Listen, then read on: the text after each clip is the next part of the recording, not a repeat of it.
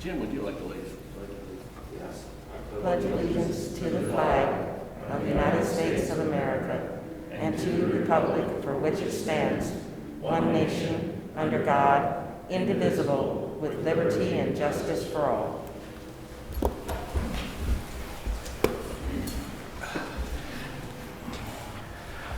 Welcome everyone to the Shawnee County Board of County Commissioners. It's November 19th, 2020. And on my left is Commissioner Aaron Mays, who represents District 3. On my right is Commissioner Kevin Cook, who represents District 2. And I'm Bill Rippon, I represent District 1. Good morning, everyone. Good morning. Madam Clerk, we need to pull items F4 and F2 on the agenda. 2 and 4? 2 and 4. Okay. Okay. Okay. All right. What do we have first? Item 1, proclamations presentation. Number 1, United Way campaign results. Stephanie Kuhlman. Good morning, Commissioners. Stephanie Kuhlman with the Shawnee County Commission Office. Several months ago, Shawnee County employees held various fundraisers to raise money for United Way of Topeka. HR kicked off our campaign with biscuits and gravy. They raised $215. IT and I had a donut sale. We made $148. The district attorney's office came up with a new idea to sell baked goods from Josie's. They raised $283. Audit Finance, HR, and Register of Deeds had their bake sale, and they made $252. Sheriff's Office did a popcorn sale, making $203.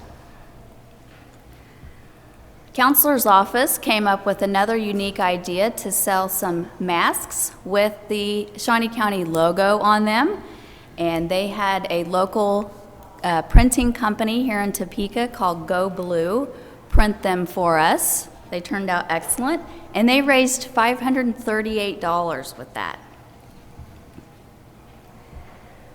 Solid Waste and the Health Department teamed up and sold donuts out at the North Annex, where Bill Sutton, the Director of Solid Waste, was out there personally selling the donuts. Jennifer Zimmerman with the Health Department not only sold and picked up the donuts at the annex, she also had a couple other buildings at the Health Department going as well with selling donuts there. So she did double duty. On Friday, October 9th, we held a golf tournament out at our Lake Shawnee golf course. We had wonderful sponsors. These were $100 to sponsor a hole.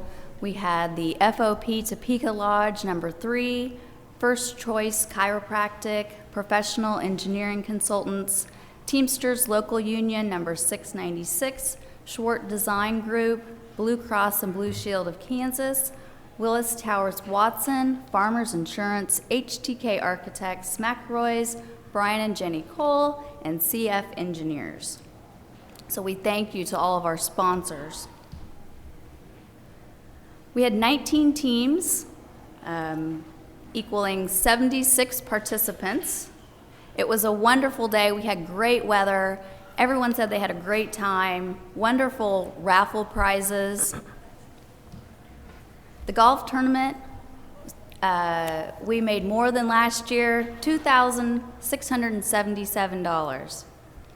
And so between fundraisers, payroll contributions, we've even had a Shawnee County employee make a $2,500 donation. Our grand total this year was $11,780.64. So we are very happy with that. Yeah, thank you.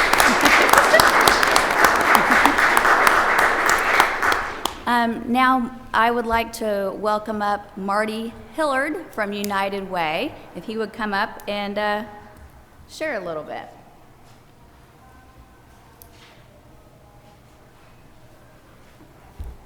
Thank you very much for this opportunity. Due to potential exposures to COVID-19 and out of an abundance of caution, I was the only representative from United Way who was able to be here today. So, my name is Marty Hillard. I'm the Director of Workplace Campaigns at United Way of Greater Topeka. I work under resource development, so we're actively having year-round engagement with employees at various workplaces throughout the year here in the city of Topeka. It's a real privilege to be in this role, especially in a year as tumultuous as this one has been due to COVID-19, the way our lives have all been upended in some way, and the fact that there's still so many people that are committed to the mission of United Way to bring early education, on-grade achievement, financial stability, and health to everyone in this community. And moments like this, a culmination of so many things that have happened over a period of time.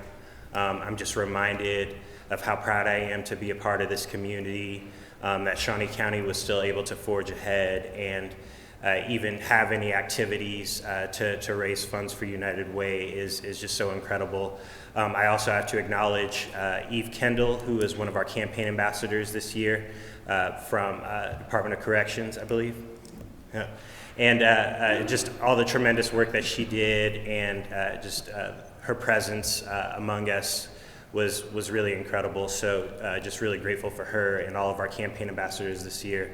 Again, as well as everyone at Shawnee County who was able to make this happen for us. So thank you all very much. Thank you, Marty. Okay, we would like to present United Way a check, and we have some employees that could be here with us today. If everyone wants to stand, and then we're going to come up and present United Way with a check. So everyone that helped with the fundraiser, stand. Thank you. All right.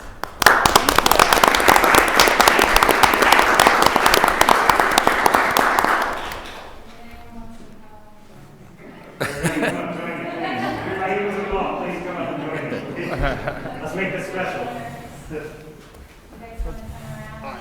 I think Marty ought to hold it up front. We're going to try and remain somewhat spaced out though, so. Wide angle lens? That's the morning I know.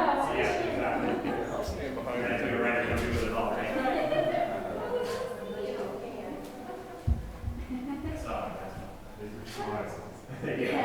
Very happy.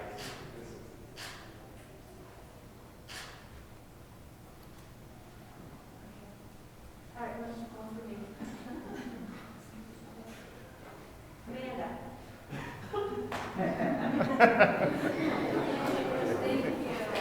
Thank you.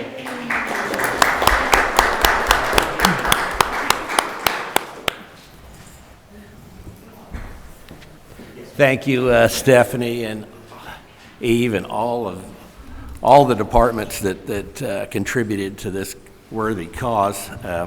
Especially want to thank the health department for selling donuts. It fits right into their mission. I understand completely.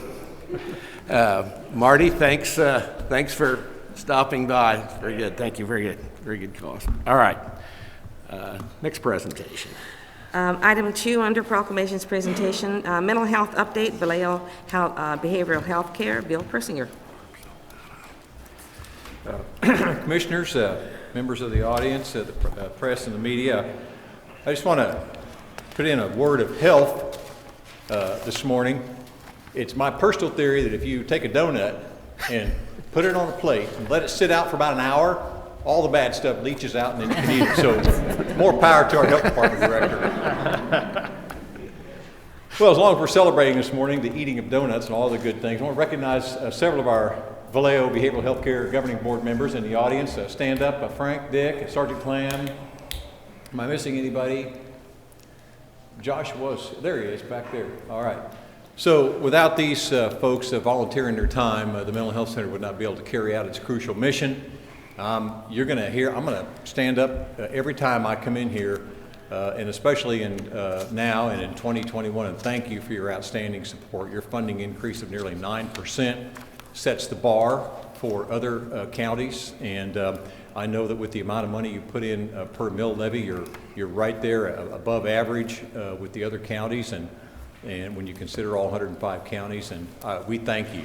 We would not be part of the public safety net. We would not be able to enjoy the partnerships that we enjoy with the health department, the hospitals, and Marion Dental Clinic, and others if it were not for your support. And we would certainly be just a bare bones basic operation. Thanks to you, we're able to be open 24 hours a day to offer crisis care and detox services and you know, supervised living facilities, both in small group homes and individual homes for people who are trying to recover from mental illness.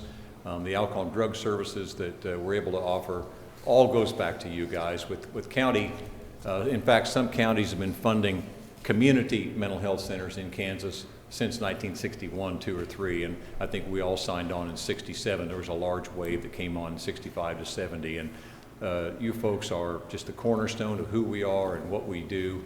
We consider you our primary source of who we want to be accountable to, and these are part of our presentations. And with that having been said, and I'll always defer to my governing board members who are free to answer, are available to answer questions and may make comments. But I just want to give you a quick rundown on COVID and where the Mental Health Center is today. We have trimmed back on some operations to try to remain open, but have not closed any programs. We did shut down a couple of our alcohol and drug programs for a couple of months, but thanks to Shawnee County CARES and some other funding, there was some compensation for that business interruption. We really appreciate that, just have kept that door open. I want to say thank you to all levels of government, from our city of Topeka, who increased our, be increasing our detox funding, the police department and others who stepped up to make sure our co-responder program gets funded next year, because we were having trouble finding money to do that.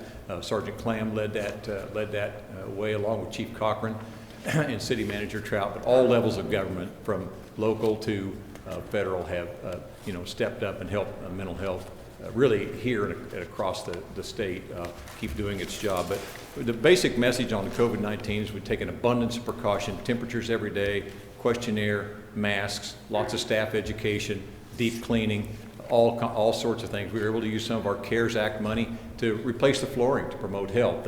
We think that it's known that the virus can live in carpeting and other surfaces, and so we're putting tile floors down. They're much cleaner, much safer. So just trying to take an abundance of precaution to keep those doors open, especially our 24-hour day programs.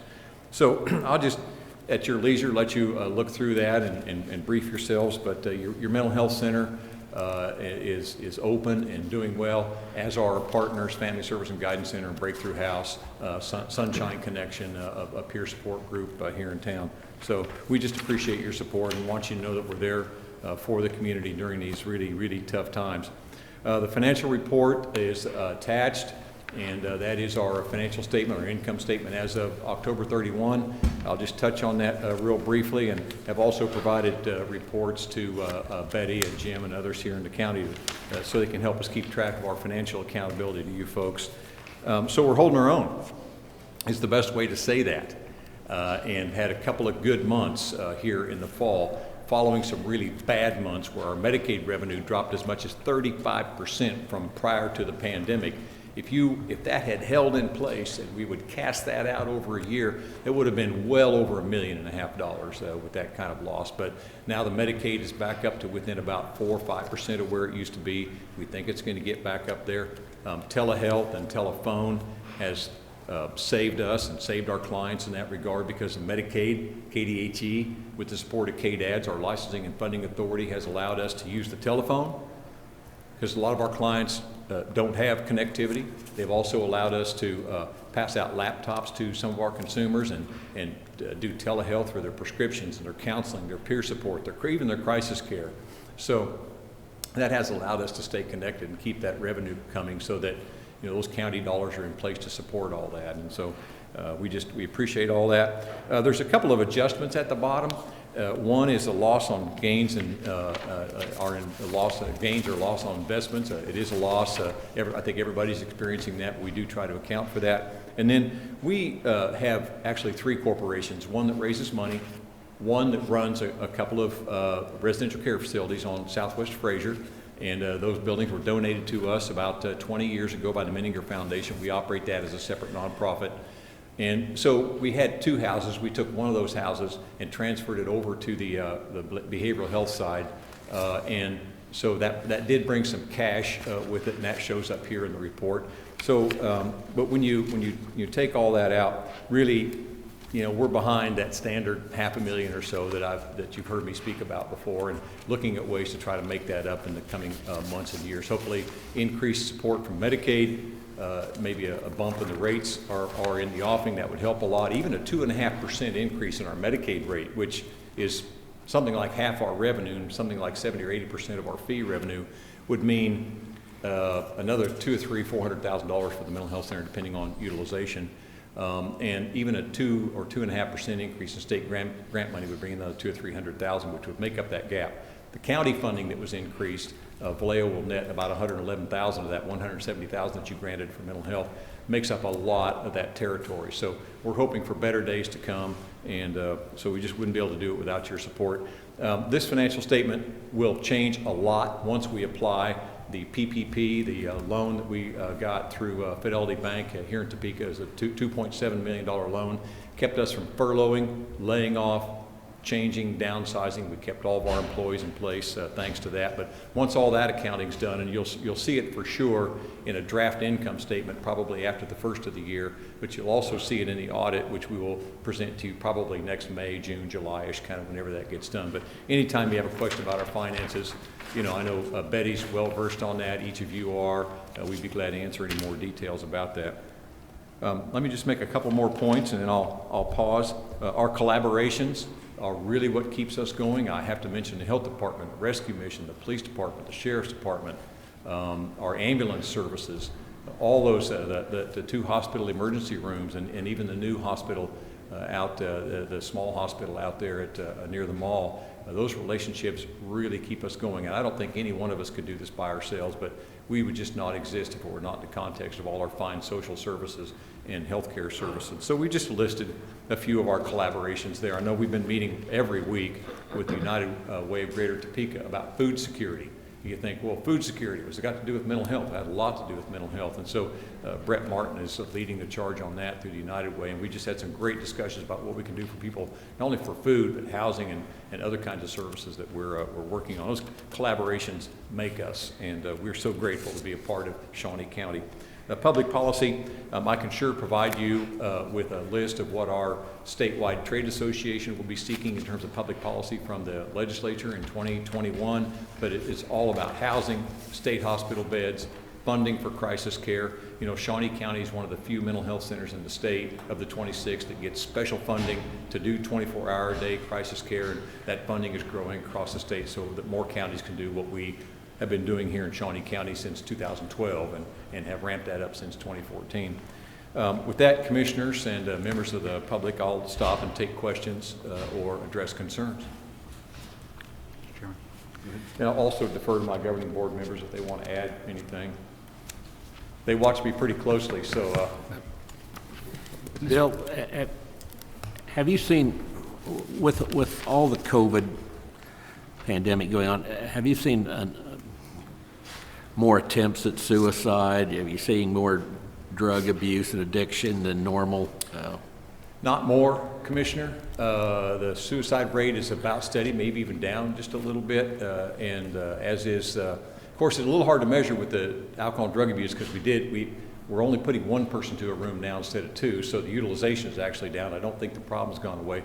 What we're hearing from a couple, 3 sources in the community as well as our own staff is that it's the severity of the problems that we're seeing walk in with the psychiatric crises, with the alcohol and drug crises. It's the intensity of the alcohol and drug abuse that we're starting to see. And I can't give you a number on that, but admissions and hours rendered, the service volume, all that is back up to what almost, I haven't seen a report in like the last 10 days, but right at where we were prior to pandemic, which was up. We have noticed a real demand increase from people who are uninsured and underinsured, which is of course where a lot of the county and state grants go to supplement their care and make sure the uninsured can get the same level of care as everybody else. But just the severity of the problem is what we've noticed an increase in, Commissioner. But I can't stand here and tell you the suicide rate's gone up or that more people are seeking mental health care. It's about what it was prior to the pandemic.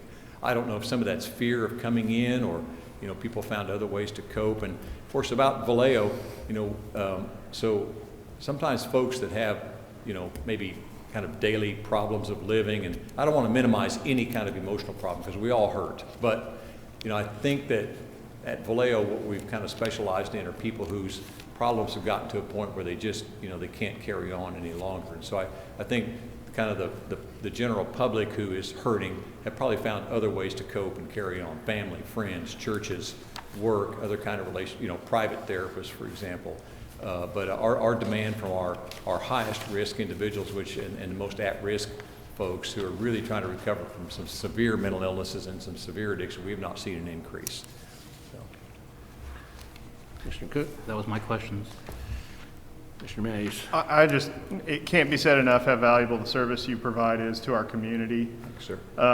The amount of services that you guys provide, takes a significant burden off of law enforcement, off our correctional institution.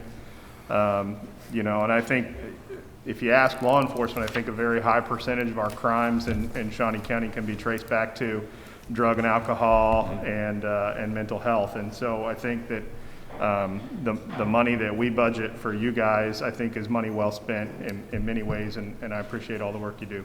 Thank you, Commissioner. I will tell you, thank you, Commissioner. I will tell you that, without people like Sheriff Hill and Chief Cochran, Sergeant Clam back there, Director Cole, we would not be able to have our place at the intersection between law enforcement, the courts, the correctional system, and mental health. It's a large intersection. It's a growing intersection. And while we don't want to draw a straight line between severe mental illness and dangerousness, people do understand if you have a severe mental illness or an addiction, you are a higher risk for suicide, about 5 times. And we do understand that if an individual is homeless and they're having acute psychiatric problems, like we respond to every hour of the day, sometimes those folks do come to the attention of the correctional system or the court system and what have you. Want to get ahead and intervene early with those folks so that they stay out of the director's jail and other places that we can help them better. So I serve on a state commission that's looking at criminal justice reform, everything from sentencing grids to racial concerns and equity there, and a lot of the discussion statewide on this the state-appointed commission is to look at how behavioral health, including mental health and addictions, can reduce our prison population, keep people out of prison, get people out of prison who are perhaps safe now to release, who need recovery when they get out. So medication, in-home visits, housing, employment, reunification with families. We're looking at all those things and trying to work upstream as far as we can, including our co-responder CIT program here in Shawnee County, where we can identify individuals before a crime may ever be committed, no matter how, what it might be, and intervene with that individual. We think we're saving well over $150,000 a year just in jail bookings that have been, safely permitted, and diverting people away from having to go to the emergency room where we can get them into crisis care instead. So we appreciate the compliment. It energizes us that you believe in our work, and we thank you. But that intersection of the legal system, and I use that word broadly, and the mental health system is a growing intersection. So what we're doing at Vallejo and other places through several commissions we serve on, state and local, are trying to make sure that our place at that intersection is well situated when it grows, so that not only people can get better care, but we can access some of those resources and make your dollars go even further. So we're doing everything we can to put our neighborhood right where the railroad's going to go through, so to speak, to bring those supplies that we need. So thank you, Commissioner. Thank you, Bill. Thank you for all you do. Pleasure. Thank you, folks. Take care and be safe. What's next? Item 3, consent agenda. I would move that we approve the consent agenda. Second. Motion's been made by Commissioner Rippon, seconded by Commissioner Mays. All in favor say aye. Those opposed, motion carries 3-0. Next item. Item 4, new business. A, County Clerk, number 1, consider all voucher payments. Commissioners, due to us meeting as the Board of County Canvassers on Monday, we have 2 voucher reports and then 2 CARES Act reports to go through. So the first voucher report is for $2,163,003.77. The highlight out of that voucher report, payroll, $613,486.86. Under building and maintenance was Sherrill Signs, which was for the down payment on the sign at the Stormont Vale Event Center of $24,585.83. Under courts, there was $92,013.57, and of that, $55,830.88 was for COVID-related electronic equipment. Under elections was $88,834.50. Of that, the majority was for office equipment with Quadrant Incorporated, $47,434 and $26,624. Under holding accounts with the state of Kansas, which was the largest expenditure, $835,715.73. Health insurance for our employees was $125,133.64. And under Parks and Recreation, through a variety of different expenditures, $149,449.57. Under the CARES Act was $47,432.75. Of that, these were community-based programs, including Pappin's Landing, Sheltered Living, Sunshine Connection of Topeka, and Topeka LULAC. The other voucher report was normal vouchers, we may call them, was for $1,421,195.59. The highlight out of the voucher report was Capers contributions of $335,684.36. Under bridge was the Claver construction for bridge work on Northwest 39th Street to Northwest Green Hills Road, and that was $302,984.82. Under Department of Corrections was $96,050.38, of which the majority of that was Airmark, which is the inmate meals. Under the holding accounts with the state of Kansas was $108,115.35. And then we had our special tax entities of $355,110.17. Finally, there is the second CARES Relief voucher, which was for $105,951.32. Those expenditures were, again, community-based programs, including the Darting Basketball Academy, Family Service and Guidance Center, Jayhawk Area Aging on Council of Aging, Children's Discovery Center, Sheltered Living, and then our schools, Hayden High School and Most Pure Heart of Mary. I do not have any questions regarding the 4 voucher reports and would move for the approval of all 4. Second. Motion's been made by Commissioner Cook, seconded by Commissioner Rippon. All in favor say aye. Those opposed, motion carries 3-0. Next item. Item A2, consider correction orders. I'll move that we approve the correction orders. Second. Motion's been made by Commissioner Rippon, seconded by Commissioner Cook. All in favor say aye. Those opposed, motion carries 3-0. Next item. Item A3, consider approval of well, I could actually read both of them if you want, because they're one after the other. Item A3, consider approval of resolution number 2020-66, authorizing a 2021 cereal malt beverage license for Petro Deli Inc., located at 3603 Northwest 46th Street, Topeka. And A4, consider approval of resolution number 2020-67, authorizing a 2021 cereal malt beverage license for Dillon Store number 37, located at 6829 Southwest 29th Street in Topeka. And Commissioners, both of these have been reviewed by the Counselor's Office. They have, the KBI investigation has been done. The townships were notified in both cases, and they had their health inspection, and they passed on all cases. Okay, I'll move for approval. Second? Motion's been made by Commissioner Rippon, seconded by Commissioner Mays. All in favor, say aye. Those opposed, motion carries 3-0. Next item. Item B, Health Department. Number 1, consider authorization and execution of contract C476-2020 with Dennis Cooley, MD, to provide services as an advisor to the local health officer and COVID-19 response team at a rate of $100 per hour for up to 60 hours per month, utilizing COVID grant funds. Good morning, Commissioners. Linda Oakes from the Health Department. We are very fortunate that Dr. Dennis Cooley has agreed to continue assisting us with the COVID response.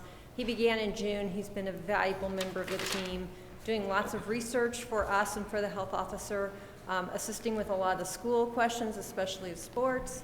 And so I'm very glad that he's agreed to continue assisting to help with continuity as Dr. Zeno and I are leaving. So I'd be happy to answer any questions. Any questions? Yes. Linda, I'm trying to pull this up here, and I'm having a hard time finding it, but how long is the contract for?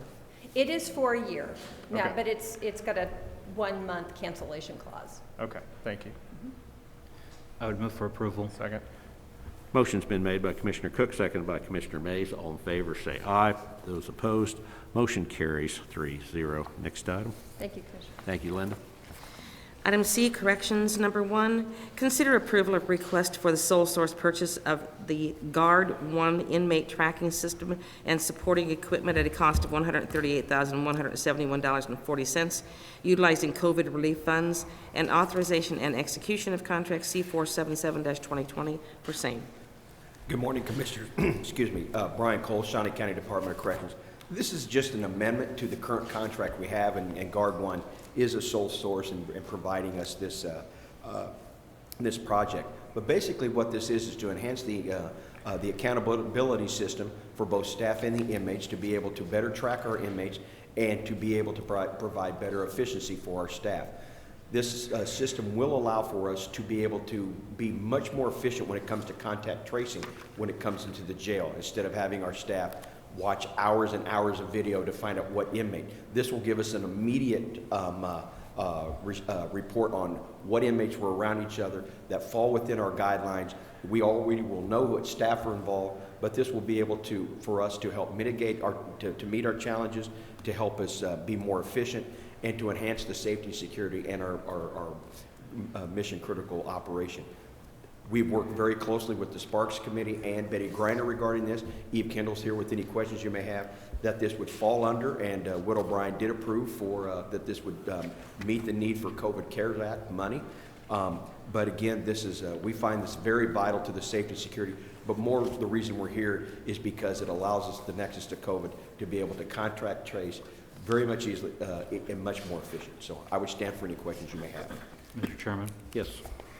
Brian, can you go through with us, maybe in a little bit of layman terms, how exactly this works? I've got Eve here also. My understanding is that we will go to a new arm bracelet system. It'll look much like a watch, something, not as sophisticated as a watch, but it will have an armband that will have a tracking mechanism that will have that it will be an upgrade of the software, that will have the software in the facility to allow us to be able to monitor the inmates through a GPS type system. I'm going to turn it over to you because I could really mess this up. And so I'm going to let Eve describe this a little bit better because she worked right on the ground floor with this. But I think I've got the gist of it correct. Good morning, Commissioners. Deputy Director Eve Kendall from the jail. We won't actually see them moving around like you see on TV. But what will happen is the inmates will wear an armband, which they currently do, but it'll be an upgraded armband that has a chip in it. When the trackers that look kind of like a smartphone get by them, then it actually goes into the smartphone-looking thing, and then it relays into the system where the inmate is. Then it pulls it up onto the small computer. And then the officers can actually put how the inmate is doing. We can do health and well-being checks on it, say whether or not they're feeling well or not. and so on and so forth. We can also say if they're going out to court, who's going to court with them, how long they are going to and from, because it actually tracks when they pass certain points within our facility. That way we'll know who is where when, and if we do have an incident where we have to find out who was somewhere, how long, how many people, we'll be able to pull it up on the computer instead of currently we have to do a lot of man hours to see who was where when and who was around them, and then we pull up onto the camera and start looking to see what was going on at the time. So this will be a much more efficient way for us to do our business in current times with COVID, but then also later on down the road. So if I understand correctly, though, it is going to require the corrections specialist to record the person. They're going to scan the bracelet or do some action on their part. It's not all automated. To an extent, yes, sir.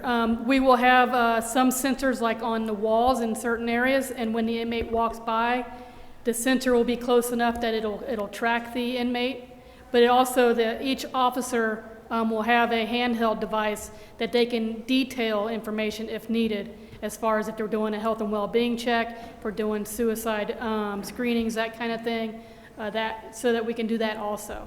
It'll pull up the actual inmate's picture, so we can do an actual identification if we need to.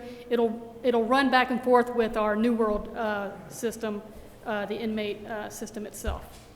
But if Commissioner Mays and Rippon were in a cell with Jim Crowell, and Commissioner Mays got beat up, it wouldn't tell you who did the attack. It would not tell us who did what to who, but it would tell us that they were all together in the same cell and how long they'd been together in that cell. I mean, because those things are crucial. I mean, it's a little bit funny, but those things are crucial when we look at incidents that occur within a correctional facility. Yes, sir. And right now, there's times where we have to really pinpoint down into camera to see who is what, where. This will help alleviate some of that.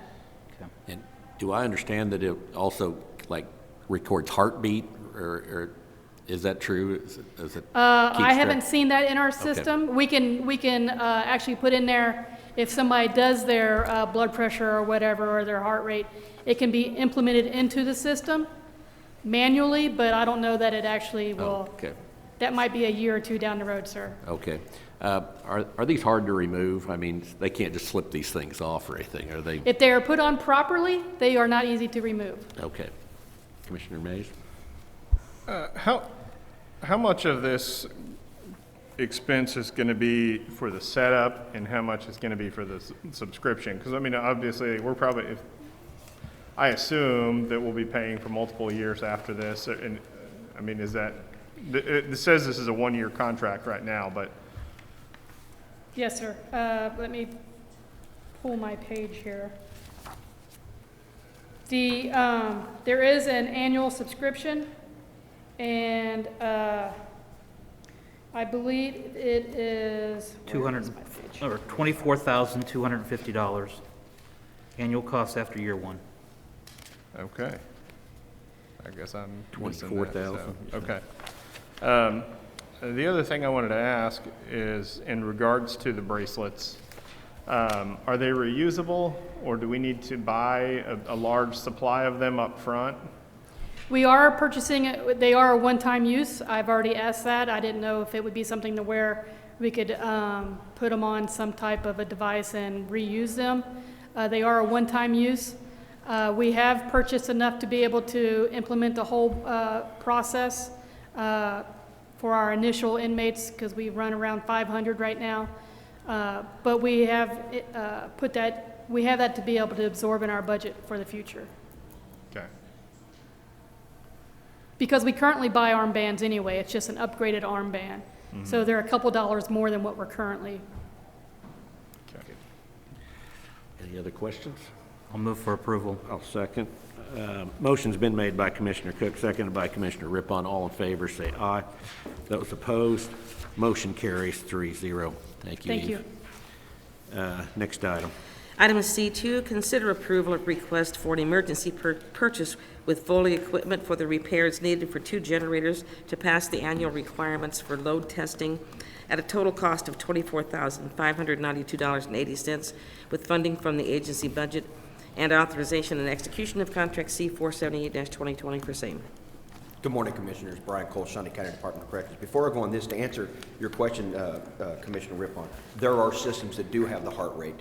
And you know, I'll be right up front when we have the suicide at the jail and stuff like that. I wanted to look and reach out and talk to some colleagues that might have these types of stuff. So these are very expensive systems to be able to have these heart rate systems. You have to buy a system that centers in a room that monitors everything all at once, and it will detect if the heart rate goes real low. We are investigating and looking at that. I've had some colleagues that have said, Brian, the cost isn't worth it, and I've had some people say, hey, look, it's worth it. So we are looking at that. And this contract here, one of the things we worked out with Betty and Eve is Commissioner Mays, is that this will cover us for all of next year. And so we will be coming back each year working with Betty to budget for that each year. But the Sparks Committee, and I believe it was Jim, had made a question about the number of armbands, and we book in close to 10,000 people a year. So we went ahead and upped the amount to be purchased, so we don't have to come back and keep ordering. So we ordered close to 5,000 to 10,000 more armbands than we'll use. Good, that's what I was hoping you'd say. One last question. If someone was to walk off the site, would we know with this system that all of a sudden somebody is missing from? That's a good question. I don't know what the parameter or the kind of the global fencing thing is as far as if somebody was to escape, could we find out that? That's a good question. I don't know, Eve. Yeah, we'll check on that. I do know that there are GPS systems out there, that some work release centers do use that. The big scrutiny on them is that you can tell where they're at. It doesn't prevent crime, because some people, you know, they use these for sex offenders, and some people are very suspect and say, well, it doesn't prevent them from doing so. But it does tell us the proximity. But I will look to see if somebody was to walk off the facility for some reason, if we could trace where they're at, providing the... Well, I mean, even not tracing where that, just if there's one person missing from the system, would that show up then? And that one thing in working with Dusty Nichols in our COOP plan, a lot of times they will ask, I need to know the accountability of everywhere right now. We can do that with this system and start locking down and doing stuff. The request we have here, and I also have Eve here again, is that when they came in to do our testing and just to start up for our preventative maintenance, they were unable to get the generators to work, that these are vital to the safety, security, and part of accreditation, that we have to have the emergency generators in the facility, that in case something happens, we have had the emergency generators go off before we need them. They will provide the life safety measures that we need, but because of the nature of this and they could not get them restarted, we had to call in our vendor, and they said they had to get some parts and get this done. We did talk to Betty again. This is an emergency purchase because we have to have these generators available on a moment's notice. And again, I have Major Eve Kendall here to answer any questions that you may have. I'd move to approve. I'll second. Motion's been made by Commissioner Mays, seconded by Commissioner Rippon. All in favor say aye. Those opposed, motion carries 3-0. Next item. Item C3, consider approval of request to fill the vacant Corrections Deputy Director position at a salary including benefits of $87,315.93. Good morning, Commissioners. Brian Cole, Shawnee County Department of Corrections. I'm here with mixed emotions and we are asking for the approval to post and fill one Deputy Director position and any positions that may come vacant due to this. Angela McCarty, a very well-respected staff and employee with the Shawnee County Department of Corrections, went through a selection process and was selected to fill the vacant superintendent at the Kansas Juvenile Correctional Complex. You know, I'm very proud of Angela. I'm very proud that somebody from our administration, our county, was selected for this. Angela has been a pioneer for the juvenile corrections. She basically was the coordinator for the JDAI. She has done a lot. She's going to be a tremendous asset for Kansas Department of Corrections. I can't say that I'm happy that they took her away from us, but I'm very happy for Angela. But with such, I do have to fill a very important position at the Department of Corrections. This is a position that is will be responsible for a major area of the facility. It could be the adult corrections security, it could be juvenile, it could be community corrections, it could be or standards, you name it. So this is a very important, this is not a new position, that the money is in the budget to fill, and I would ask for your approval to be able to fill this position, to post and to fill any other positions that may come vacant with this, if it so be it. And then stand for any questions you may have. Any questions? I'll move to post and fill, but also just taking a moment to echo many of the same sentiments that Director Cole just said. For those of you that don't know, Angela, when she was hired on, worked through, got her master's in public administration through KU. She worked in the Department of Corrections, moving her way up to being the director of the juvenile correctional facility, overseeing the change when the legislature changed how juveniles, who comes into the juvenile correctional facility, overseeing that change, oversaw the accreditation of the juvenile correctional facility and having it nationally accredited, moving up to a deputy director position.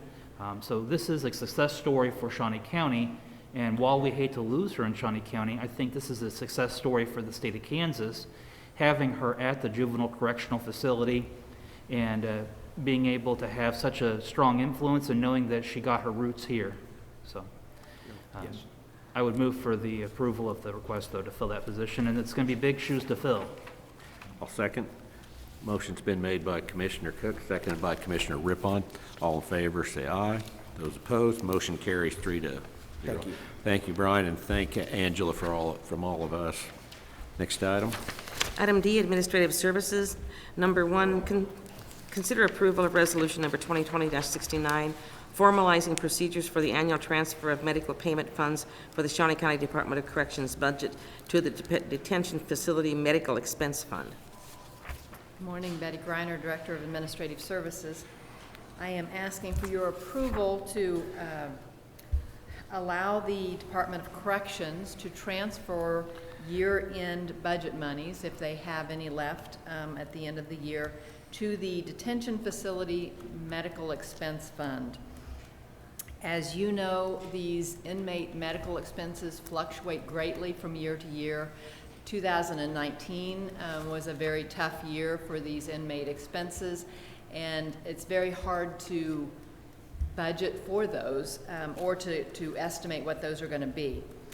It is our hope that this will take a step towards neutralizing the fluctuation of those costs and will allow us then to budget for the average of those costs. And then those years when the costs are lower, we can set some money aside that can then be used in those years when the expenses are really high. I know there was one time in 2019 that I think we had 3 inmates in hospitals at one time. There's also the prescription drug costs that, should an inmate need Hep C treatment or something like that, are also very costly, that are hard to predict. So this resolution defines what these funds can be used for and what these medical expenses are. It also sets a cap of 3% of what could be transferred. So I'll be happy to answer any questions. I'm sure Brian or Eve could answer any questions also. Commissioner. I'm very happy to see this resolution come here. This has been several years in the making to get to this point. This is very similar to what Public Works has when they have a carryover fund for equipment purchases and of unexpended funds. This is going to help Shawnee County in the future because those do come in highs and lows. They are unpredictable. We don't know when those expenditures with the inmates are going to happen. And as Director Cole can say, all it takes is one inmate with an outstanding medical situation to come up, and it can wipe out a large source of your revenue or your budget for that year. The only thing that I would see, and I don't know that it's necessary at this point, but after this fund has been established and we're several years in, we might look at having a cap for it so that it doesn't continue to grow exponentially to where there's not a insight. And so much in the same manner, when we have our reserve policy, we have a goal and then we have a minimum threshold. And so, but I think this is good to get us started. It's going to take a couple of years to build it up and to have it steady, and then we would also have a track record over a long period of time of what medical expenditures are. Well, and I would also add that this is only for those years when the DOC has any year-end monies left. That is, those are kind of few and far between. So I don't know that there's going, generally they pretty much are pretty tight on their budget by year end, so. All right. But I'll move for approval. I'll second. Motion's been made by Commissioner Cook, seconded by Commissioner Rippon. All in favor say aye. Those opposed, motion carries 3-0. Thank you. Thank you, Betty. Next item. Item E, Court Administration. Number 1, consider approval of request to waive the purchasing policy to pay CDW government for 32 iPads to be utilized for digital evidence presentation utilizing the state contract in the amount of $10,644.16 with reimbursement from the Kansas Judicial Branch CARES Act funding. Good morning, Stephanie Teal, the Court Technology Director for the District Court. Before you, we have purchased 32 iPads to be utilized for digital evidence display to the jurors. It's a touch-free system that attorneys upload their evidence, and then each juror has their own iPad. We don't have to move within the courtroom, touch any evidence or anything like that, and they can get a close-up view. We do get reimbursement from the judicial branch through their CARES funding. Do you have any questions? Any questions? I'll move for approval. Second. Motion's been made by Commissioner Rippon, seconded by Commissioner Mays. All in favor say aye. Those opposed, motion carries 3-0. Next item. Item E2, consider approval of request to waive the purchasing policy to extend the month-to-month contract with citywide maintenance for supplemental cleaning of courtrooms beyond December 31, 2020 with funding from the court budget. The proposal or the approval request today is, as it says, for the citywide maintenance to come to extend their contract. They come in to the courts twice a day and sanitize each courtroom to protect from COVID-19 to trial participants or case participants. And this is just a month-to-month contract, correct? Correct. Okay. I'll move for approval. I'll second. Motion's been made by Commissioner Cook, seconded by Commissioner Rippon. All in favor say aye. Those opposed, motion carries 3-0. Thank you, Stephanie. Next item. Item F, Parks and Recreation. Number 1, consider approval of request to fill a maintenance technician playgrounds position at a salary including benefits of $48,921.60 and to fill any subsequent position that becomes vacant from filling this position. Good morning, Commissioners. Tim Laurent, Shawnee County Parks and Recreation. Yes, we are asking to fill this position. The former employee did move on to take another position, and we did run this by the Human Resources Department before we came up here, so I'd be happy to answer any questions you might have. Any questions? No, I'd move to approve. I'll second. Motion's been made by Commissioner Mays, seconded by Commissioner Rippon. All in favor say aye. Those opposed, motion carries 3-0. Thank you. All right, thank you, Tim. Next item. Item F2 has been pulled. Item F3, consider approval of request to waive the purchasing policy and enter into an agreement with Imaging Office Systems, Inc. to scan West Lawn Cemetery files at a cost not to exceed $6,000, utilizing Spark funds, and set authorization and execution. Contract C480-2020 for same. Good morning, Commissioners. Josh Lehman, Parks and Recreation. The item before you this morning is a request to enter into an agreement with Imaging Office Systems to scan approximately 5,000 West Lawn Cemetery files. We're hoping to take advantage of this to increase efficiencies for the department and also allow staff to work remotely if need arises. We did work with Audit Finance on waiving the purchasing policy to take advantage of the pricing that Human Resources got for their request on October 19th. And we also worked with them to identify Sparks funding as the funding source for that. With that, I'd be happy to answer any questions you may have. How's this going to improve efficiency with our operation? Right now, everything is in a paper format, held in one location. So if we're at the cemetery and there's something that we don't have with us, you have to physically travel back to Central Park Community Center to get that particular file. With this, everything would be digitized. We're looking at storing it both on the network and through cartographs so that we can have it almost in a cloud-like state. Okay. Any questions? I'll move for approval. Second. Motion's been made by Commissioner Cook, seconded by Commissioner Mays. All in favor, say aye. Those opposed, motion carries 3-0. Thank you, Next item. Commissioners. Thank you, Josh.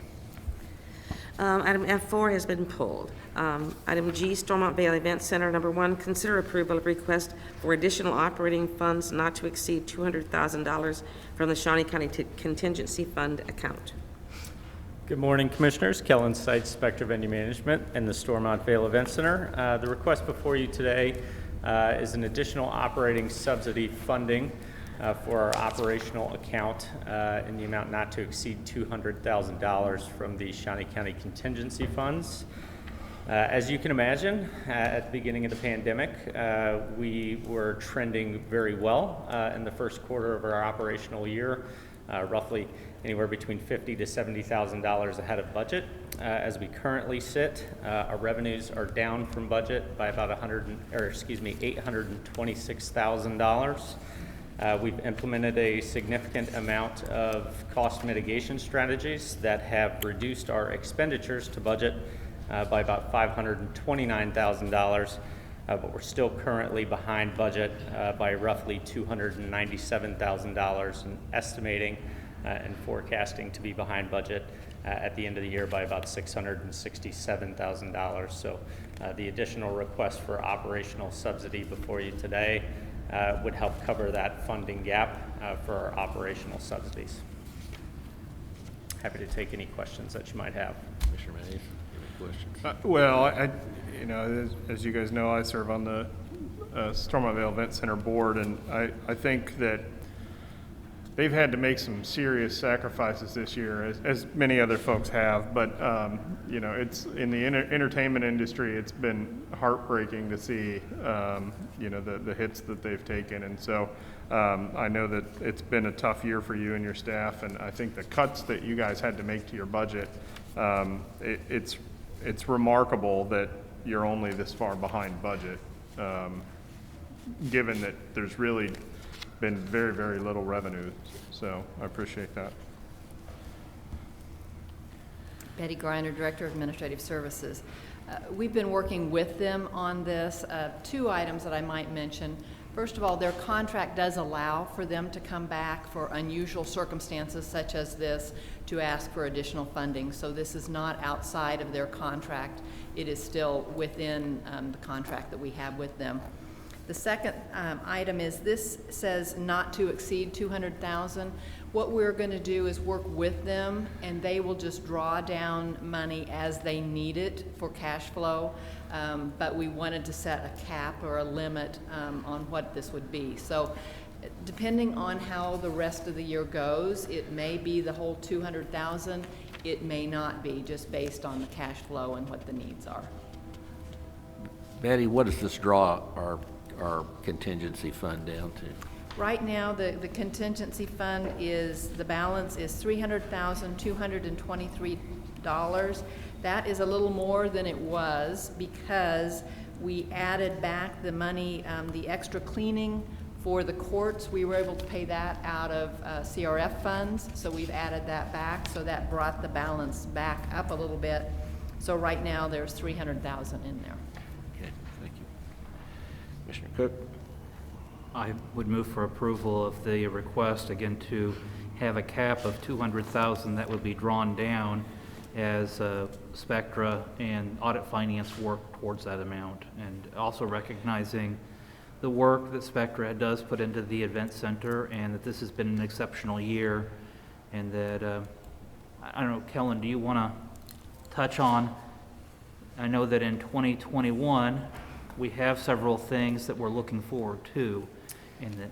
Yeah, we've actually been very fortunate with respect to the events that we've had to cancel or postpone. We have received confirmation on all but one of those coming back in 2021. We have additionally picked up 2 additional live events for 2021 to increase that number of live events that we would have seen in 2020 by an additional 2. Subsequently, we're also working through a number of potential tenant agreement contracts for live sporting events. We had some really big opportunities here at the closer towards the end part of 2020 for some additional content on the books in 2020. Unfortunately, the way things continue to go in our industry, we're in the industry of gathering large groups of people together. That doesn't really bode well right now for a lot of these circumstances going on. So we're continuing to press forward and work on contracting as many event opportunities as we possibly can. I'm sure somewhere Commissioner Archer is asking Darius Rucker Yeah. to look really well Yeah. at the Stormontville Event Center. Absolutely. So, but I would make a motion I'll as second. requested.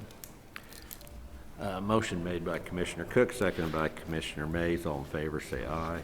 Those opposed, motion carries 3-0. Thanks, Kellen. Thank you, Commissioner. Next item.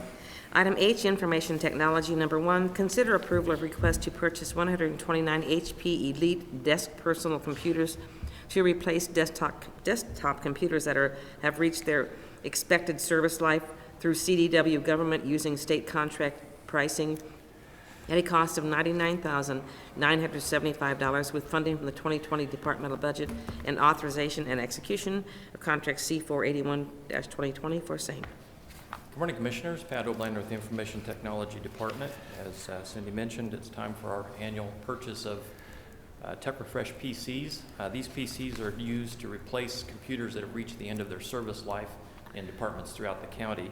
The IT department typically buys a little higher-end PC than the average consumer would buy because we expect them to get a little bit longer life cycle out of them. We're finding that we get at least 6 years out of most of these machines, if not more. So we think it's a real good value to go ahead and pay a little bit more up front and get a lot more years of use out of these. So we have a pretty extended lifespan on the PCs that we have. So we're asking for your approval to purchase an additional 129 of these to replace those machines that have reached the end of their life. If you have any questions, I'd be happy to answer those. Any questions? Pat, could you speak to what happens with the old computers? The old computers have been worked really hard, and before we let them go out the door, we strip them of any hard drives that might have any information on them. By the time you do that, they're pretty well worthless to anybody for any further use, and that's an intentional thing. That's a security protocol that we follow to ensure that no protected information goes out the door that somebody could get their hands on. So we pretty well destroy the machines, and they're shipped or they're sold as scrap, pretty much. That's about all they're worth. Appreciate it. Thank you. I move to approve. Second.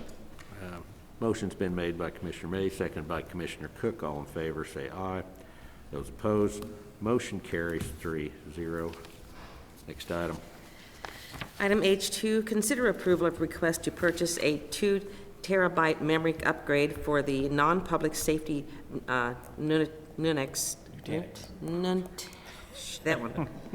server. They shouldn't put hard words on there. That visualization platform through Software House International at a cost of $33,503 using pricing established during the original purchase of the platform with funding from the 2020 departmental budget and authorization and execution of contract C482-2020 for same.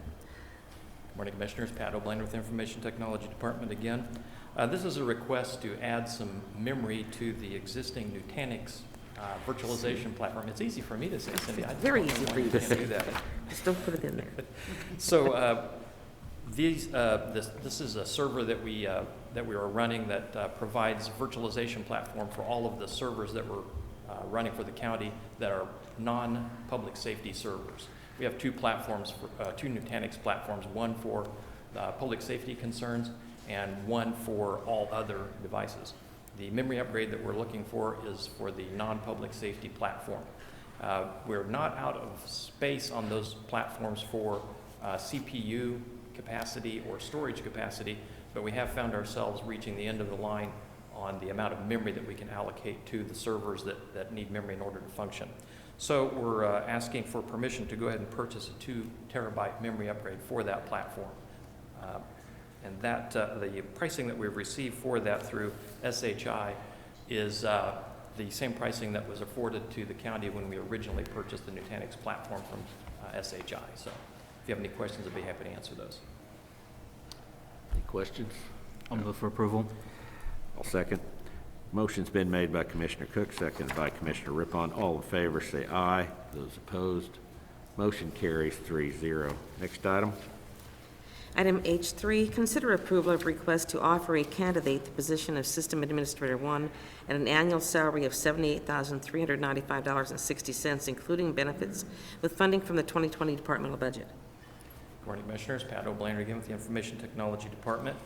We've advertised recently for a Systems Administrator 1 position in order to help out Mr. Mark Price, our Chief Network Engineer, who's got a monumental task involving support of all of the hardware infrastructure throughout the county. It's a big job. He does have some people helping him, but we do need some more assistance in that area.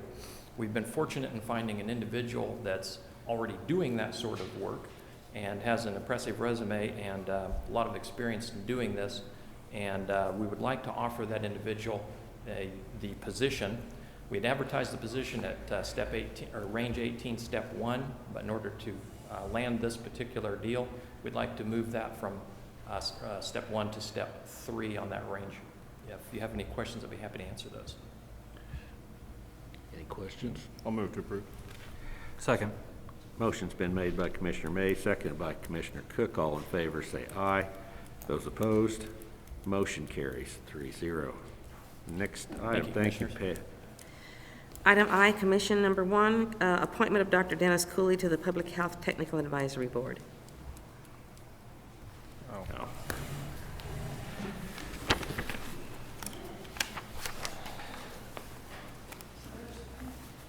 All right.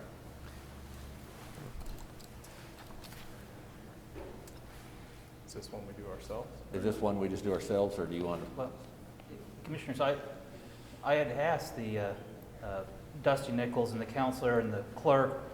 I was under the understanding, I thought we had actually taken that action last Thursday, but apparently we just discussed it. We didn't take any action on it. Okay. Yeah, see, there was no, it was discussed last week, but it was not actually, there was not a motion made to. I'd make a motion to approve. A second. Motion's been made by Commissioner Rippon, seconded by Commissioner Cook. All in favor, say aye. Those opposed, motion carries 3-0. And thank you, Ms. Beck, for going back and checking to see what we didn't do. She's the best, isn't she? No problem. Item I2, consider approval of resolution number 2020-68, adopting an emergency order of local health officer. Good morning, Commissioners. Jim Crowell, Shawnee County Counselor. As you are aware, on November 12th, the Shawnee County Health Officer issued an updated comprehensive health order for Shawnee County. Our practice since last summer has been to follow these health orders with a Shawnee County resolution. As you know, several counties have had lawsuits filed against them challenging health orders in both state and federal courts. It's been my recommendation that it puts us in the best position legally to have a resolution adopting these health orders with any changes that you may want to make in place to put us in the best position if in the future a legal challenge comes to these health orders. So I have drafted this resolution that would simply incorporate the provisions of the November 12th effective November 13th health order from the Shawnee County Health Officer, and I'd be happy to try to answer any additional questions you might have about this. Mr. Chairman. Yes. Jim, the questions come up about the enforceability. Cities and counties have done different things across the state and across the nation. How does Shawnee County work, again, with, we have home rules that we adopt, such as this, such as resolution. We have an enforcement provision that says a penalty up to $2,500. And we discussed this very heavily back in July when we adopted the initial order. But can you touch back on, is this criminal? Is this civil? Is this enforceable by the Topeka Police Department? Is it enforceable by the sheriff? Is it enforceable by the DA? Or is it just something that's a civil lawsuit? What is it? You'll recall in the last legislative session, this was one of the big issues that was debated, and was debated because everything was new. And what exactly are the penalties for violation of health orders, and who enforces it, and things of that sort. So one of the statutes that was adopted by the Kansas legislature at the end of the session that went into effect on June 9th of this year did establish that there could be fines, civil in nature, up to $2,500 for violations of health orders, which we have incorporated into our resolution since, and this one would do the same. The legislature also clarified that these orders could be enforced either by the Kansas Attorney General or by the district attorney or county attorney, whichever is applicable in the county, to enforce these health orders. There's been some debate whether this is civil or criminal, and whether that makes a difference as to who can be involved in the enforcement of it. I think that's, in my opinion, that's sort of a red herring argument. Our Shawnee County Sheriff's Office presently enforces resolutions that can carry fines only. For example, with dangerous animals or vicious dogs. We've been doing that for years. That concept is not new. What is new is trying to figure out process-wise who is going to take the lead in investigation, gathering evidence, and then who will be presenting that evidence to the district attorney's office for prosecution under this framework. And I can tell you that the district attorney could not be here today, but I have been speaking with him frequently on this topic. He has stated that he will enforce our resolution if he receives sufficient evidence of violations brought to him. So the real question is, who's going to do that investigation and bring that evidence for prosecution? Well, and I guess the question that I would have is, under our current resolution, if a bar is open at 1 a.m. and they're having a karaoke contest, both of which would be in violation of the present health order, not looking at any changes that we might be considering today, but the present health order, and the Shawnee County Sheriff's Office drives by at 1 a.m., sees a bar having a karaoke contest, do they have the authority and ability to go in and say, this is against the county code, this needs to stop? Well, there are two different pieces to that. One is the fine the process of prosecution and fines. So that would be more of a situation where a business would receive a citation or something of that form, and you would gather the evidence of the violation, and you would submit that to the district attorney's office like any other situation. It would be up to the district attorney's office to determine whether there's sufficient evidence to prosecute that as a violation of the resolution or the order. I would not say without an independent action filed in court should the sheriff be going in and just shutting down a business or doing something of that sort based upon the framework we have here. The district attorney has the authority to go to court and ask for what is called provisional remedies.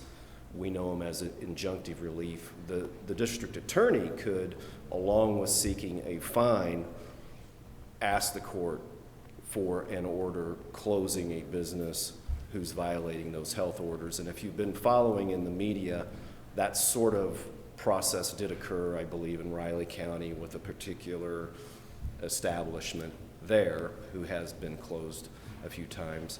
The Shawnee County Health Officer also does have the authority under various state statutes to issue an emergency order closing a business or an establishment or an entity that he believes is operating in an unsafe condition. That order could be issued by the health officer and served by law enforcement, which would cause an immediate closure. That has been done already in Shawnee County in a few situations. I think that seems to be the central issue that comes up with many businesses across, and they've relayed back to me, is there are some businesses following the rules, and there's some businesses not following the rules, and the businesses not following the rules seem to have very little, if no, consequences. And if we were to go back to kindergarten, all it takes is one person who's not following the rules that we all lose recess. And I mean, here we are today, and so I think that it's very frustrating for many businesses who put in thousands of dollars of measures, they put in thousands of dollars of hard work and restrict their business to follow the rules for the safety of all of us. Meanwhile, we have other people that are running around acting as if this is 2019. And so how do we get consistency of the enforcement? Do we need to do anything different with what we have presently? Is there recommendations that you would have? Well, I think the principal recommendation is staff would need to know that aggressive enforcement is what this board wants. I mean, Just to be frank. I mean, that is the number one complaint or issue that I think businesses have brought to me as a commissioner is there is not enforceability for the people that are disregarding the rules, and that they're asking for a fair, consistent playing field. And I don't know that that's what the perception is that there is not some businesses are being penalized and others are not. So, and I don't know if the other commissioners may see or hear things differently. Could you go over some of the differences that this new health order, how does it vary from the last health order? What are the new restrictions? I'm going to quote from the health officer who's also here who can explain what his latest order did. Number one, there's a reduction in the mass gathering limits. The group limit is reduced down to 10 with the total limit set at 100. So at 10 is a mass gathering. If my mom is to have a Thanksgiving dinner and there's 11 people, are we in violation? Technically, yes. And she could be fined? If somebody reported that. Snitched on her? Yeah, neighbor. If somebody reported that and this board indicated that you wanted staff to enforce that. I'm not aware of anyone presently that would enforce that. Yeah, but that's the way legally, that's what could happen. This applies to public and private events. When social distancing can't be achieved, is that,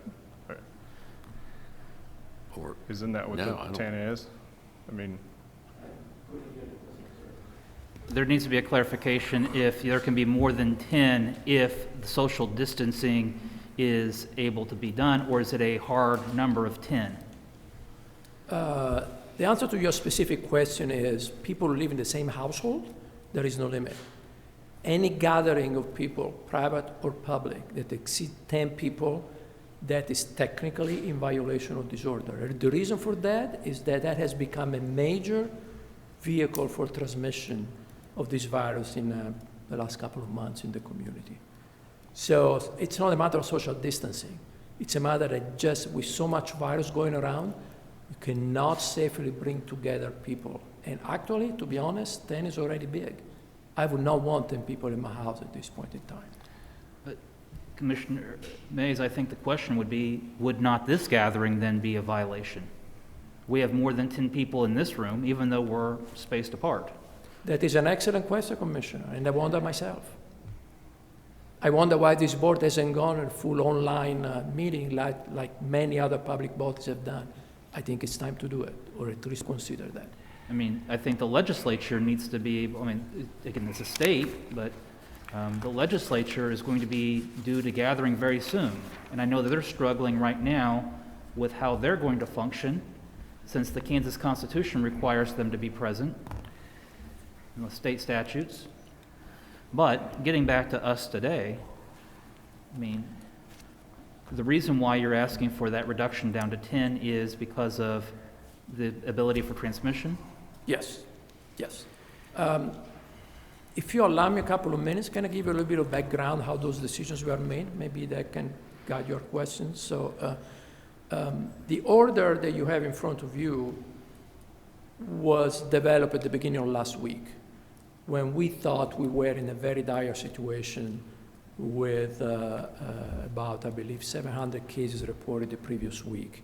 It was clear that the virus was being spread everywhere, and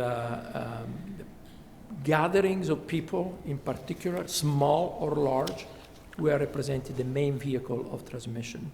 So the changes that we introduced were a reduction to the maximum size allowable of public events from 500 to 100, and from group gatherings from 25 to 10. We also introduced a change for restaurants that was already present for bars, but not for restaurants. So restaurants with more than 100 people capacity can only occupy 50% of their maximum capacity. How is that different from the old order? Right now, there was no limitation for restaurants. It was only for bars. So right now, bars with more than 100% maximum allowed capacity can only use 50% of their capacity. I'm sorry, more than 100 people. I'm sorry. No wonder you are confused. Bars with more than 100 people maximum capacity can only use 50% of their capacity. Restaurants had no limitation. Now we are saying that both bars and restaurants, if they have a maximum allowed capacity of 100 people or more, they can only occupy 50%. And again, the point here is, it's not so much whether people are apart or not. The point is, every time you bring together a mass of people out of their homes, at this point in time, with so much virus circulating in our community, that in and of itself represents a risk. And the third major change, we require businesses to assess the extent to which their employees can work remotely and to encourage remote work whenever that's feasible. So that was the beginning of last week. At the end of last week, we hit, both as a nation and as a county, a couple of marks that are not anything we want to be proud of. At the national level, we exceeded 250,000 people deaths for this pandemic. I think we should let this sink for a moment. It's 250,000 people. That's more than 5 times as many people that died in the Vietnam War now are dead from this pandemic, and the number keeps increasing. In Shawnee County, we exceeded 1,000 cases. We will release our scorecard later today, and we had over 1,000 cases reported in Shawnee County. What's the consequence of that? Public health is overwhelmed. We cannot investigate all those cases, so you can expect more diffusion of the virus in the community in the upcoming weeks. Our hospitals are totally overwhelmed. We have patients that do not have a place to be admitted, and we have some procedures that had to be postponed because our hospitals now have over 120 cases admitted, and it's still going up between the two hospitals. We have cases in more than 20 nursing homes right now in Shawnee County, an increase from last time we reported the number to you.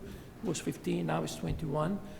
All the major districts in our school districts in our county have gone back to either in part or for all their grades remote teaching, just because they have too many students and teachers absent because of contact quarantine or because of disease.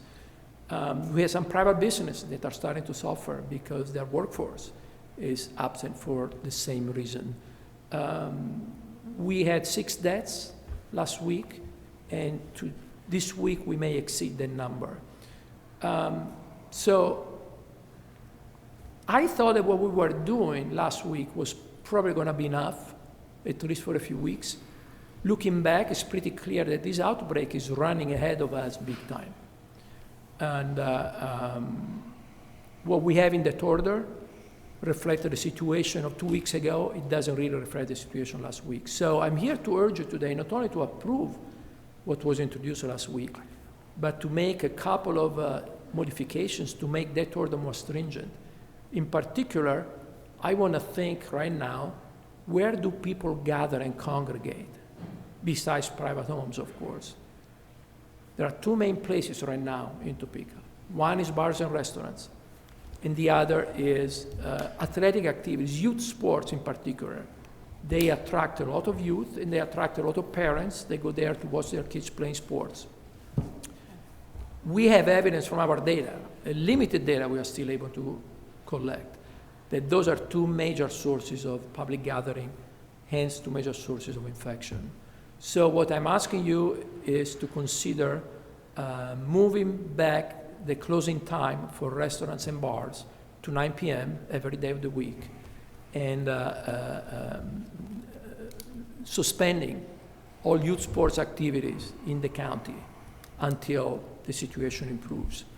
There are counties in situations similar to ours, counties that perhaps don't even have as bad a situation as ours, who have already closed their bars and restaurants in Kansas and elsewhere. These are drastic measures. We are fighting really hard to keep these businesses open. We are. If we want to avoid more problems in the future, I think these are the right steps to take right now. This virus is running ahead of us big time. We are trying to catch up right now, and we are losing ground more and more. Mr. Chairman. Okay, go ahead. Just a clarification, since you had released your initial order, question that had been posed, if the occupancy is 100, you're asking that it to be at 50% capacity. That would be 50. But if I'm at 80% capacity, I can still be at 80. Should it not be that if I have 100% capacity, I can't, anything above, if I have a 200% capacity, I mean, how does that rule play out in actuality? Well, in reality, technically, you may be right, but in practice, what's happening, the places that have less than 100 people capacity are pretty small already. And remember, they still need to follow social distancing. And so tables cannot be closer than 6 feet to each other. So when you take that into account, the number of customers that can accommodate is going to be way below 50 already. Okay. So that was the rationale. And Dusty is a specialist in these things because he has worked with bars in the past a lot. And you have anything to add? But that's, the alternative is, we did that already. That's not new. It had been already in our order for bars. We did that essentially to avoid the places that have a capacity of 50 or 60 people are forced to operate only with no more than 20 or 25 customers, because that would really be totally unsustainable. Essentially, would tell those places you have to close. Again, this entire state has a cacophony of different rules that have been put into place depending on where you're at. But just some clarification, you're only asking for bars and restaurants that close at 9 p.m. Your recommendation is not that liquor stores would close at 9 p.m., or would liquor stores be included? Liquor stores are not included because that's not where people gather to socialize. People go there to buy alcohol and take it somewhere else. Again, the guiding principle here is we want to reduce the opportunities for people to socialize. As sad as it may sound, that's really our goal. We want people not to socialize in groups, and so those are some of the situations that are coming up. Then why are we not considering a week from today is Thanksgiving? Right after Thanksgiving is Black Friday. You have mass gatherings of people standing outside stores, crowding into retail establishments, arm to arm. Why are we not considering having a blanket order that says, maybe this is not a good idea? Well, first of all, we have told people we think that's not a good idea. We didn't put it in order, but we have told people we think that's not a good idea. The current restrictions require business owners to assure that people inside the store and people waiting outside to be admitted maintain social distancing. A store is also a different situation from a bar or a restaurant because people don't go there to congregate. People go there to shop. So even though you may have 100 people in a store at any point in time, most of these people will come in contact with each other only in a transient way and only for a very short period of time, as opposed to a bar setting where people really go to meet other people, to chat, to drink, and to stay together. So those are the main differences. And I think that we've all seen the pictures of Black Friday and everybody rushing into the store at the same time. And how is this going to work this year? And is it the store owner that's now in charge of making sure that that happens? I know that some stores have already canceled their Black Fridays for the reason.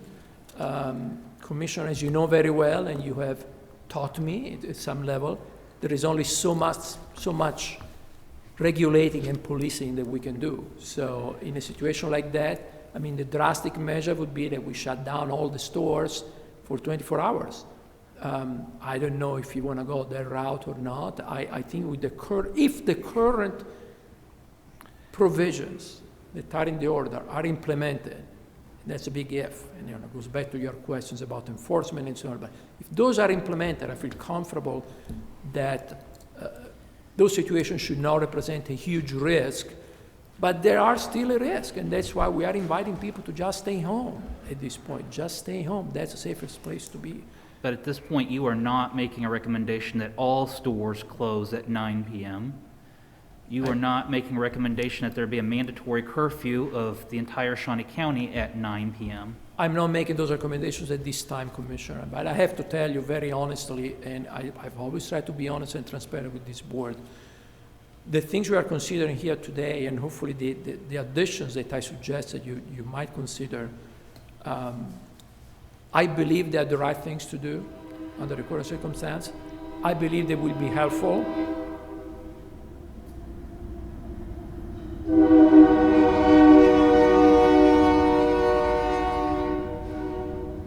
They are not going to reverse the tide and the growth that we have experienced just in a period of a few weeks.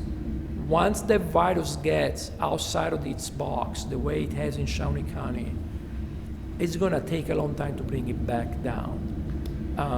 What I know is that in the absence of those measures, things are going to get much worse. But I cannot guarantee you that if we adopt these measures, things will improve in a matter of a week or two.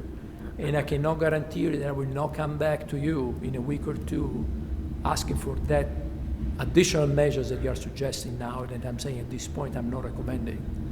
So this may not be the end of it. We may need to do something a little harder. The more we do now, the less likely it is that we need to do something harder later. But there are communities such as Wichita that have many of these regulations of curfews, mandatory closings, and much more restrictive measures. But at this point, you are not making those recommendations for Shawnee County. I'm trying to keep as much of a balance as I can, Commissioner, between the public health safety and allowing people and businesses to run at least some of their lives without totally go in a curfew mode or shutting down businesses altogether. That would be a very drastic measure. I cannot tell you will never be necessary in Shawnee County again, but I'm not recommending that at this time. Dr. Pezzino, how does this affect them? Churches are treated just like any other business, so they have to respect the same mass gathering, social distancing limitation as any other place. So that would be 100? 100 maximum capacity in groups of 10, no more than 10, distance from each other by 6 feet or more. But if they had a capacity of, say, 300, they would be limited to 150? No, they would be limited to 100. There are no bars or restaurants. So even if they have room? Even if they have room. And the reason, once again, is it doesn't really matter how much room you have. You are bringing together 200, 300, 400 people to the same place. That today is a risk. 3 weeks ago, it wasn't that much of a risk because the chances of any one person in the large group to come in contact with the virus were much smaller. Right now, with the virus being everywhere, essentially in our community, just the simple fact of bringing people out of their homes in large number to the same place represents a risk. It doesn't matter if that place can accommodate them. You're just bringing them in, they're all coming in probably very much at the same time, they're all leaving very much at the same time, they're probably going to use common entrance and exit points. That's a big risk we cannot afford. So if you had an expo center or the arena, 100 people would be max. Yes.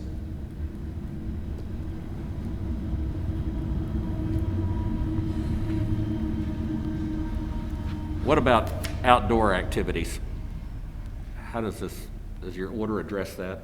At this point, there is no difference between outdoor and indoors. And again, the point is we do not want to bring people together, outdoors or indoors.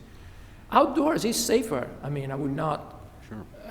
I've said that multiple times, it's safer than indoors. But at this point, with the kind of spread and diffusion and transmission that we have in the county, we can't say that, you can have we cannot say that having 200 people outdoors is the same as having 100 people indoors, just because there is so much virus going around. What do you contribute this new influx of the spread? What's causing it? I mean, everywhere I go, people are wearing their masks. They're pretty good at social distancing. Where's the spread coming from? You think it's mass gatherings? I think it's a multifactorial thing. I would disagree with you that everybody wears a mask. I don't think that that's true, and we have plenty of reports. Well, not everybody, but I think plenty of reports that not everybody wears a mask, so we shouldn't blame the intervention if people fail to implement it. I know that the cold weather is playing a role, because people are moving back indoors from outdoors. And that cold weather may have also an effect on the ability of the virus to be transmitted from person to person. And we know of other viruses that exhibit, including the influenza, the seasonal influenza, that exhibit the same kind of behavior, and they become more prevalent during cold weather. And finally is people's gathering. I mean, we know that at this point, that is the main way that is transmitted. Reopening schools hasn't been a problem in terms of transmission within the schools, but all the activities that gravitate around the school, all the athletic activities, all the parties, the after-game parties, those are kind of situations that, whether they are school sponsors or not, they represent a risk. And that's how we have found many of our cases, at least those that we could investigate. We found that many of those were acquired in this way. Of those people that get the virus, what's the recovery rate in Shawnee? Commissioner, I'm not going to go there. I'm sorry. Why I'm not going to go there. Wait a minute. Wait a minute. But Commissioner Rippon, I think in all due respect, we've gone through this so many times. When Stormont Vale is changing the ICU. I saw you on TV last night. Well, Dr. Carnegie would invite you over there as well. Yep. This isn't, I asked the doctor to see the ICU rooms.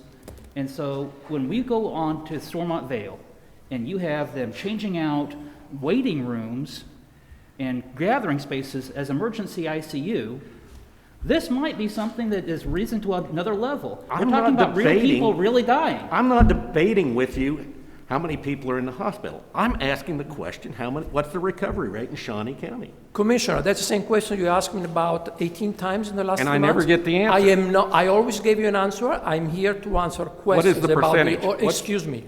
I'm here to answer questions about the order and what needs to be done to curtail the dramatic increase in cases. Anything else, you are free to make your own statements. I urge you to think really hard about the words that you are using today.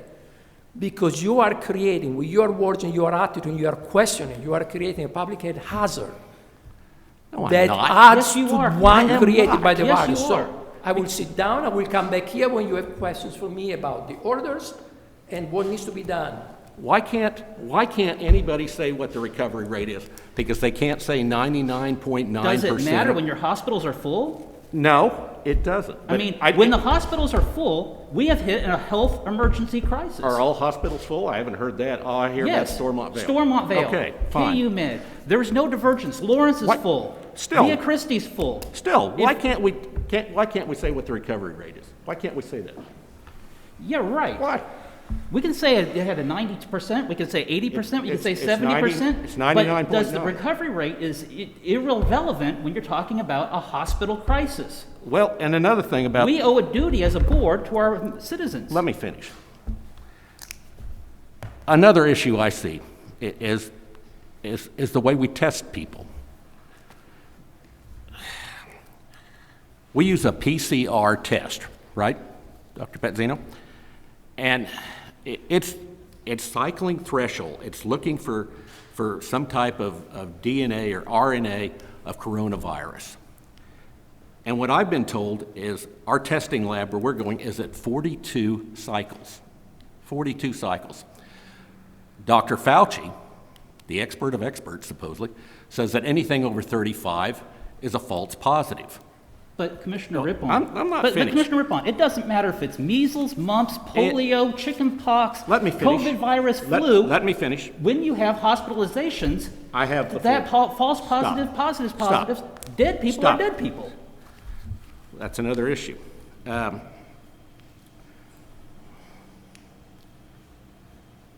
Dr. Fauci says it's 35, anything above that's a false positive.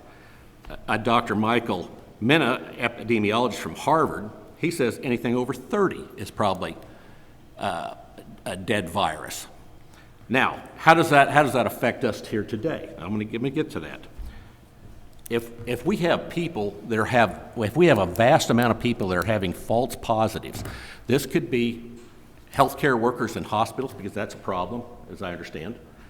We have a lot of people who are being quarantined that may be a false positive, and if we're running at 42, then we're way above what the experts say we should be doing.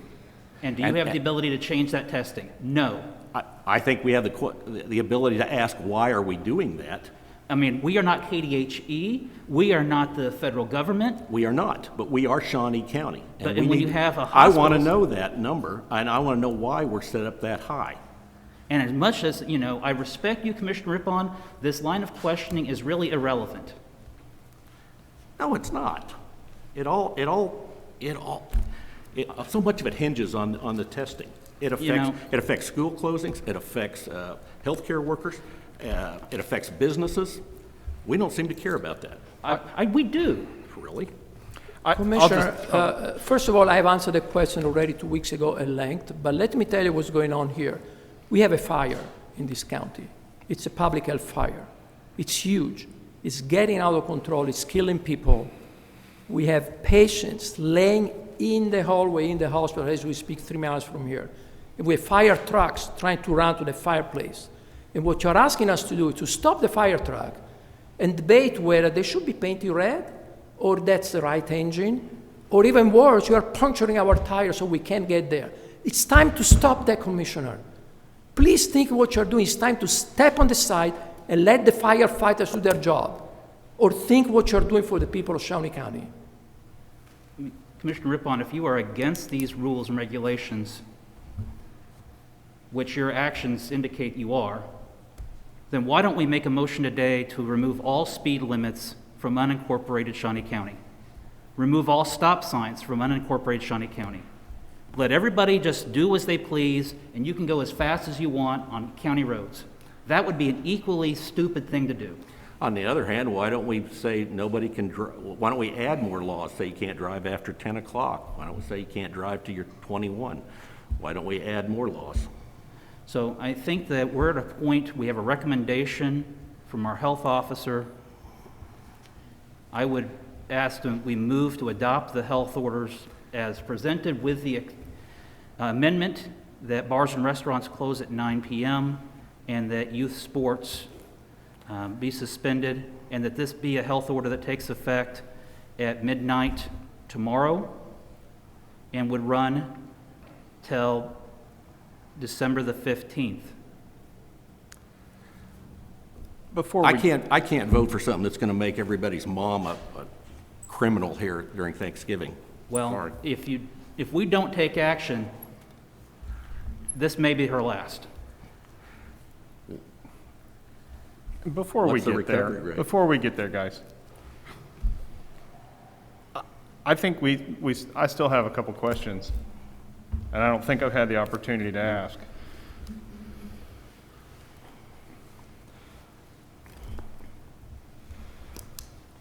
Dr. Pizzino, back to your recommendations. The youth sports component that you recommend,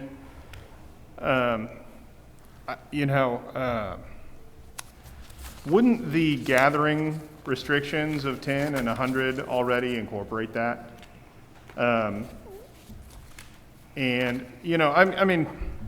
So my kids play youth sports. It's a big part of our life. And we made the tough decision to not play winter sports this year because of the situation. And I think there are probably other people that did that too. But I also see that, if we're limited to only groups of 10 or 100 people in a building, when I look at any place in town that can hold a youth athletic tournament or something to that effect, 100 people it's nobody. You can't even get the players in there at 100.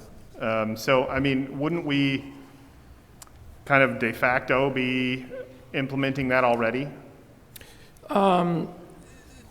There is some truth in what you're saying, Commissioner.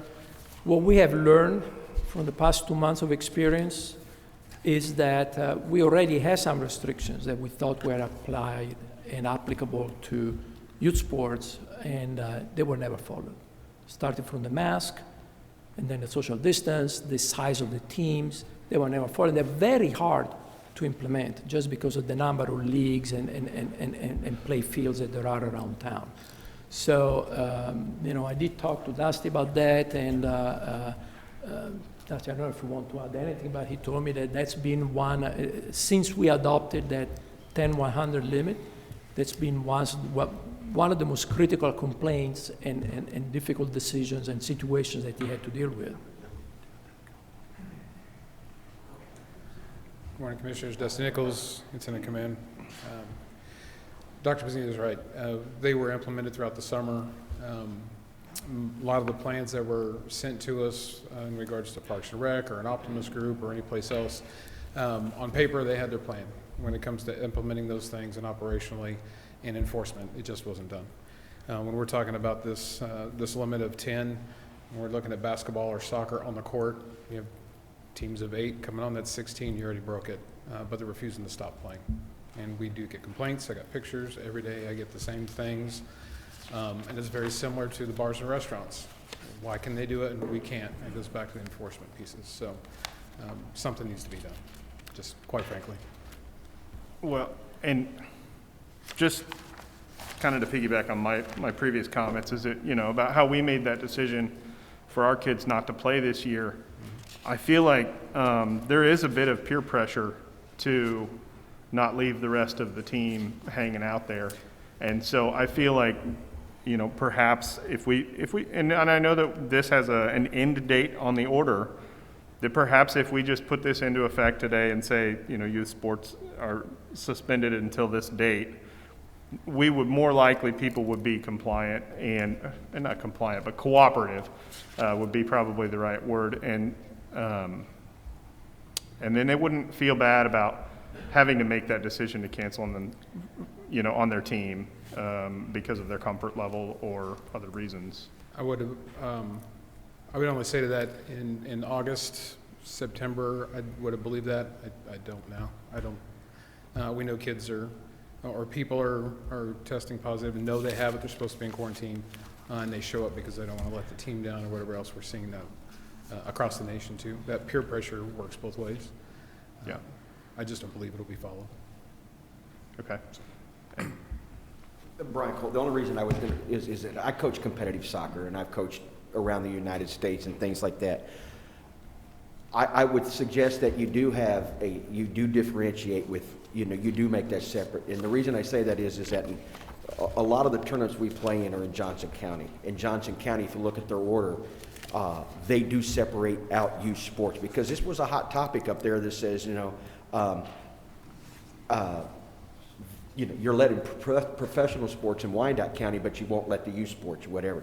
So I would, in that is that from a confusion there so people don't try to find loopholes. And I want to play, don't get me wrong.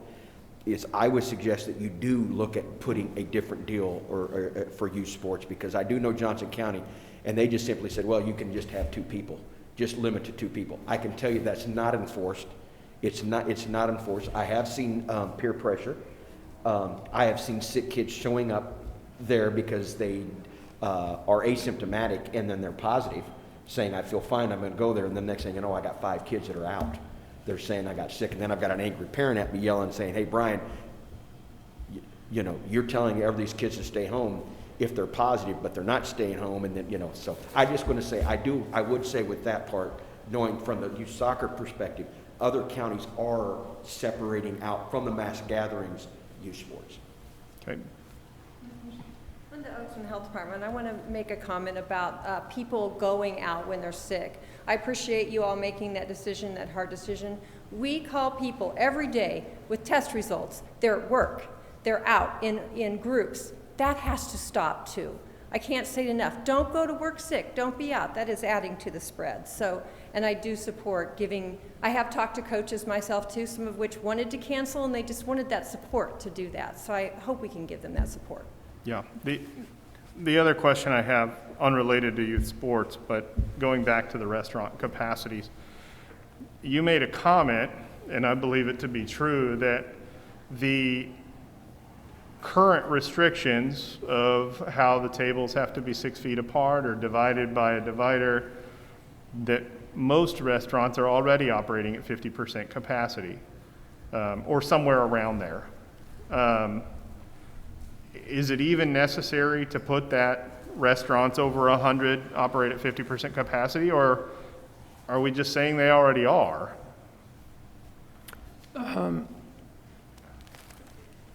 Commissioner, honestly, I don't know if most restaurants are already operating at 50% capacity. I have to tell you, I have seen something that disturbed me in the last few weeks. Very anecdotal evidence, and you know, I'm an epidemiologist, so I like hard evidence. I don't have any in this case, but my anecdotal evidence is that I revisited places that I had patronized a couple of months ago, and it seemed to me that there were more tables there than before, and those tables were a little bit closer to each other than before. That would be consistent with the general virus fatigue that we are all experiencing, and I think that's fatigue coupled with the fact that, as we heard earlier, there has been no enforcement against violators of that order, the previous orders, may have led some restaurants, and I don't want to make a general statement. I think most restaurants are really obeying by the rule, but you know, those that who are, probably that addition is not going to make a big difference, but those that are not, that addition may call their attention to the fact that they need to count how many people they can accommodate in their restaurant, otherwise now they would be in violation. If I may add one more thing about the youth sport, that discussion, one thing we learned from high school sports and college sports to some extent, yes, the peer pressure, that's a huge element. And it's a huge element to, you know, not let your teammates down and so showing up, but also it becomes a huge incentive to not get tested if you're sick, because they know that the next thing that happens, if they're positive, the whole team is going to be excluded from the tournament or the practice or whatever.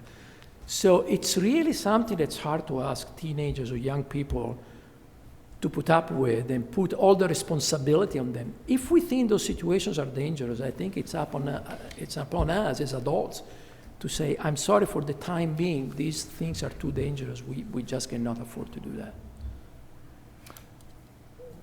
Yeah, I think we've all heard the stories of teams making pacts that none of them would get tested, which, you know, is not the right thing to do, certainly not. So I would also want to just kind of briefly mention, back to your comments on testing, on the PCR test, is that our health department's currently in conversations with a company to do a different kind of test. It's a saliva-based test, self-administered.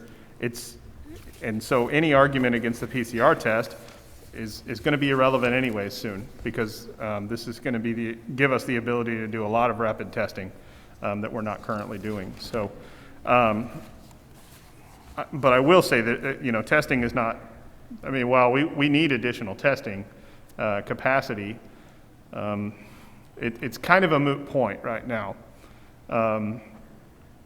The number of active cases, I don't think, is as relevant as it once was. And right now, the real crisis is our hospitalizations and our deaths. When I saw the news article, and I knew this was coming, but I saw the news article about Stormont Vale having a mobile morgue brought in because they don't have space to hold dead bodies.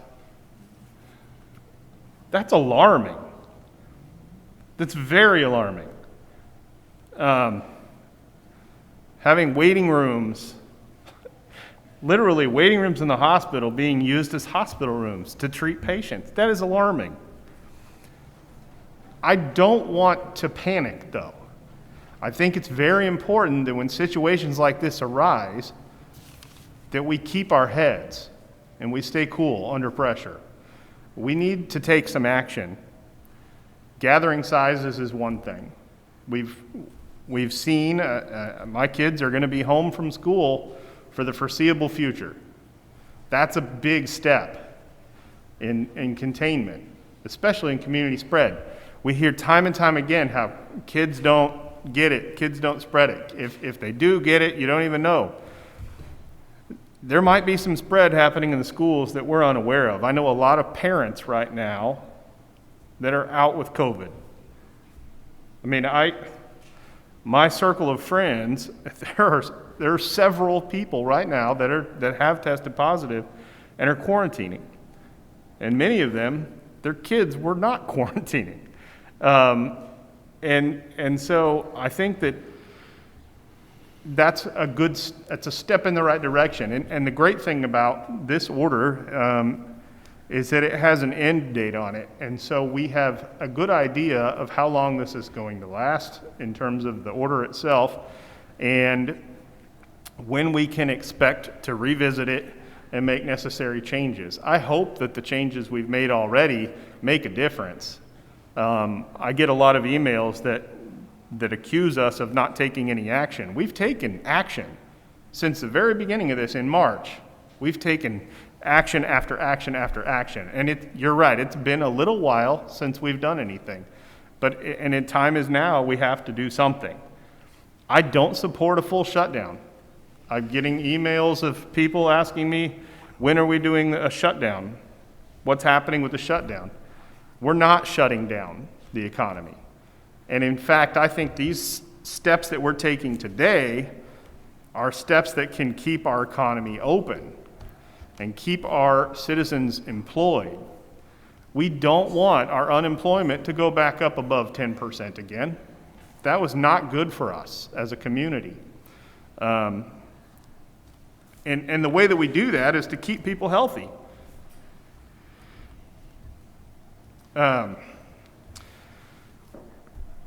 It's not a good situation. Desperate times call for desperate measures at times. And so I guess I'm a bit unclear as to what your motion was. My motion. So can we revisit that in just a second? Sure. I think we need to spell this out. I don't know that any of this is going to work. And nor does anybody else. We see other communities that have put these measures in place already. They're still seeing the same spikes that we're having now. I think that enforcement is still an issue. We can make a lot of rules, but if people don't follow them, it's all for naught. It's a fool's errand. We need the community's cooperation. I hate that we keep coming to the government for the solution because I think people need to take it upon themselves and do the right things. If the order says that the bar needs to close at midnight, there's a reason that we put that in effect. It's not because we don't like bars. people, those bars that are staying open, people need to say something about it. We need those bars to help us. We also need people to help our local businesses. This is a struggle for them. So don't stop buying from restaurants. Do carry out, do pickup order. Go to your local businesses, keep them open because, you know, the vaccine is in sight. I mean, I think we can kind of see a glimmer of light at the end of this tunnel. But when we get to the end of the tunnel, we don't want that light to be another train of our economy, just our business, our local businesses. We have to have them there. So keep them going as best you can.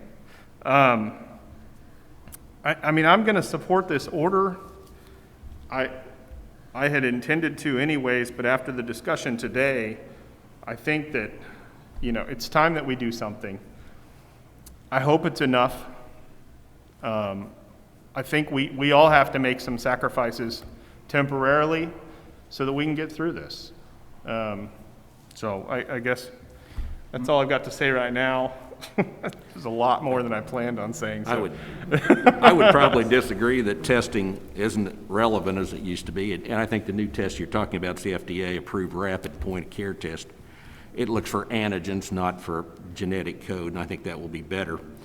We won't have as many false positives. And you talked about a lot of your parents, of your parents on your sports teams that are being isolated or quarantined, whatever.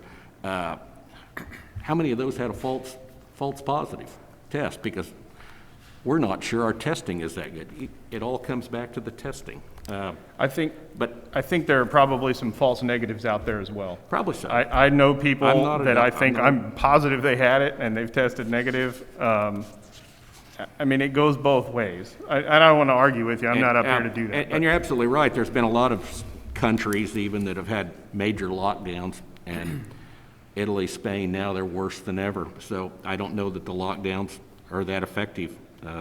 I just don't know. You have countries that didn't have, and states here in the United States that didn't have a lockdown, and they seem to be doing fine, or at least their numbers are equal to ours. And but are we going to keep killing our businesses, killing our schools, killing all this? I don't know. And I've become very jaded with the number game out there. I feel like I'm getting gamed on the numbers, even deaths. You know, they tell how many deaths, but how many of them had comorbidity? How many of them died of something else?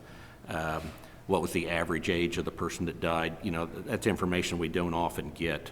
And here we're trying to create public policy based on just flippant numbers. Oh, 5 people died, but did they have a heart attack? They have a gunshot? We don't know. We don't know. And I don't know. And even the tests, I really question the number of tests. And it is important on the test. It's not irrelevant because the scorecard that comes out that schools make their decisions on, one of the major factors on there is how many cases we have. And if those cases are a lot of false positives, it makes a difference. And now, back to the hospitals. We have a critical situation here. We need to address it. I don't know what the answer is, but I don't know that all these shutdowns or making a bar close an hour earlier is going to make any difference. I don't like the idea of making mom a criminal. I don't like what it's going to do to churches, businesses, but I don't know. If I could, just to add, it hasn't been mentioned on the additions to discussing specifically the 9 o'clock closures. I just want to make sure, not just for you guys, but anybody else listening, it may seem like it's I don't understand why it's a 9 o'clock closure. Over the past weekend, this last weekend, the events that bars have sponsored have brought in, I've been sent videos and pictures, people not wearing masks. We know who the bars are. We're watching that now specifically and seeing if there are some enforcement measures. But those events start at 8 and 9 o'clock. And they bring in, and we know of bars that were serving of alcohol after 2 a.m. with dancing, without masks. I got the pictures. I got the video. People send them in. Our complaint line is unbelievable and unrelentless. are relentless. Please consider the 9 o'clock closure in a minute. I'll just add that, I mean, you guys get the same emails I do, I'm assuming, that there are people out there that want bars closed altogether. Oh, yeah. I don't want to do that. I mean, we went through that whole conversation with the bar owners, and we know that, you know, we can't close them down again. Many of them are barely hanging on. I understand that. I think if this is what we need to do right now and change the closing time for a short period of time, it's better than closing people down. I mean, you mentioned shutdowns. We're not doing a shutdown. This is what I'm trying to say. We're not doing a shutdown. It's important for us to clarify that. And then again, I will just reiterate, we don't want to do enforcement. We want cooperation from our community partners. Those businesses, we need your help. Please, don't stay open till 2 a.m. Don't have a big event that brings in, you know, karaoke tournament or whatever you said earlier. I mean, do what you can, but please don't do the things that you know are dangerous. We all know what we need to do. We just have to do it. My motion was to adopt the health officer's recommendations with the amendment that bars and restaurants close at 9 p.m. That the amendment also would be for that this order go into effect until December the 15th. The health officer recommended December the 14th. The 15th is a Tuesday. We have a meeting on the 14th. That way, this board would have the opportunity to revisit anything before its expiration. December the 15th is not forever. I wholly support personal responsibility. I wholly support us not shutting down. I wholly support us having businesses open. We need to keep our economy going. We need people employed. But at this point, we've hit a point of needing to do something. And as to enforcement, absolutely. I wholly hope our businesses follow the rules. But those businesses that choose not to follow the rules, I would ask the law enforcement, emergency management, response, the district attorney to make sure that we are not endangering people. And so enforcement should be a last measure, not a first measure. But that is the motion that I had made. Did you want to include the youth sports? You add that? Youth sports should also be. Okay, because that was on your first correct. Motion. Youth okay. sports are also, would be suspended until December the 15th. Okay, I guess, is there, I guess I just have a question. When you say youth sports, are you going to have an age limit, or are you going to have, I mean, I guess is there, or maybe, I don't have any, my kids are babies. If I could add, it's pretty much sports in general. They bring anything, any groups together over yes, 10. Because I know the question's going to come up. I know it was written as youth sports because that was specifically the complaints that we were having, but it's adult sport leagues, everything, gaming, anything like that, but yeah. To organized sports. Organized sports. All organized sports would be suspended until December the 15th. Second. Motion's been made by Commissioner Cook, second by Commissioner Mays. All in favor? Those opposed? I'm opposed. Motion carries 2-1.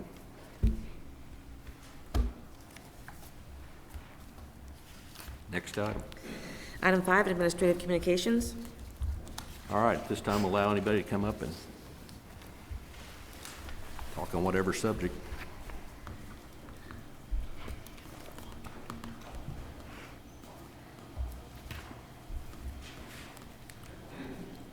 Good morning, Commissioners. My name is Liz Gregg. I'm a member of Lowman United Methodist Church and a member of Topeka Gym. I've been on the Transportation Committee for 3 years. I'm addressing the governing body as members of JADO. Back in September, JADO, at the JADO meeting, we got good news and we got bad news. The good news is that JADO made it clear that workforce transportation is something that JADO wants and the community needs. Funds have been set aside to make sure the program has money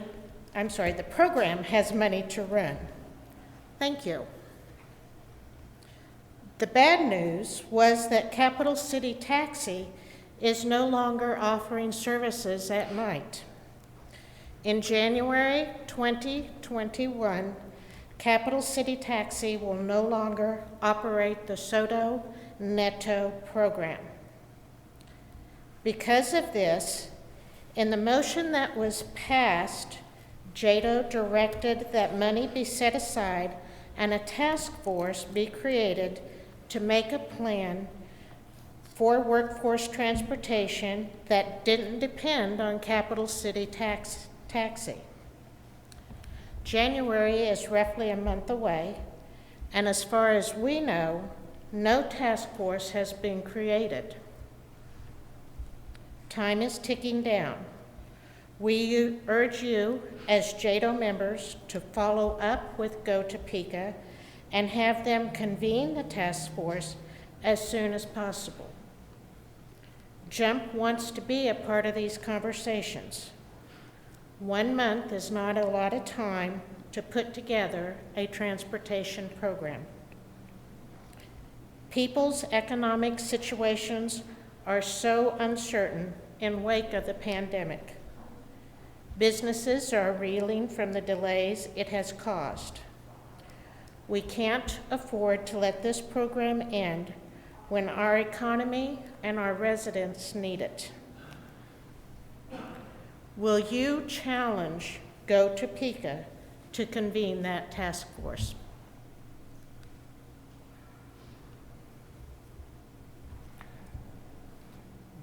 Okay. I have a question. Why is City Taxi getting out of the business, so to speak? I'm sorry? Why is our taxi company getting out of the business of working with transporting people after certain hours and whatnot? I may be able to answer that, Mr. Chairman. Sure. As the chairman of JADO, we have a meeting scheduled on December the 9th. There will be an item on the agenda on December the 9th to address the transportation initiative. The Transportation Task Force has had several meetings.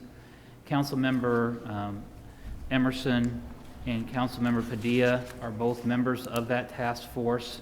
They are going to have a presentation and recommendations for the JADO board to consider at that point.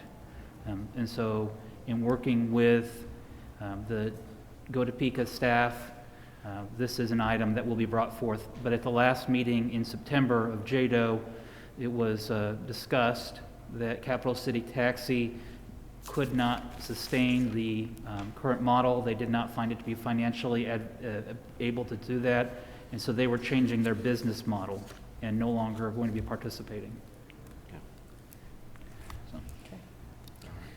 We're a member, we are the voice of the community, and we would like to be part of that task force. Thank you. Thank you.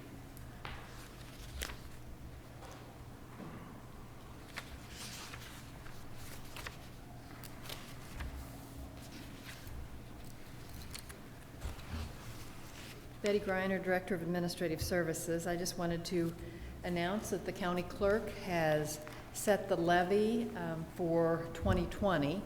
That is those are the funds that we will be receiving as a county in 2021. That levy has been set at $48.157. That is slightly lower than last year by 0.015.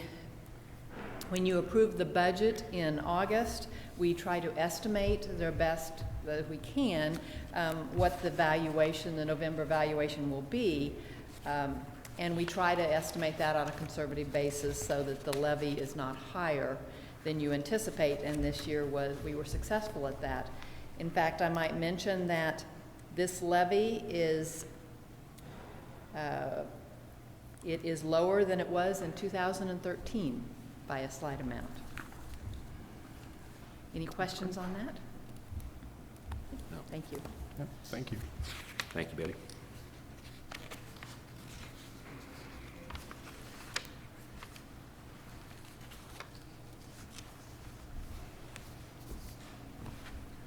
Good morning, Commissioners. Aaron Mahan with Emergency Management. I just had a couple of items I wanted to visit with you about very briefly.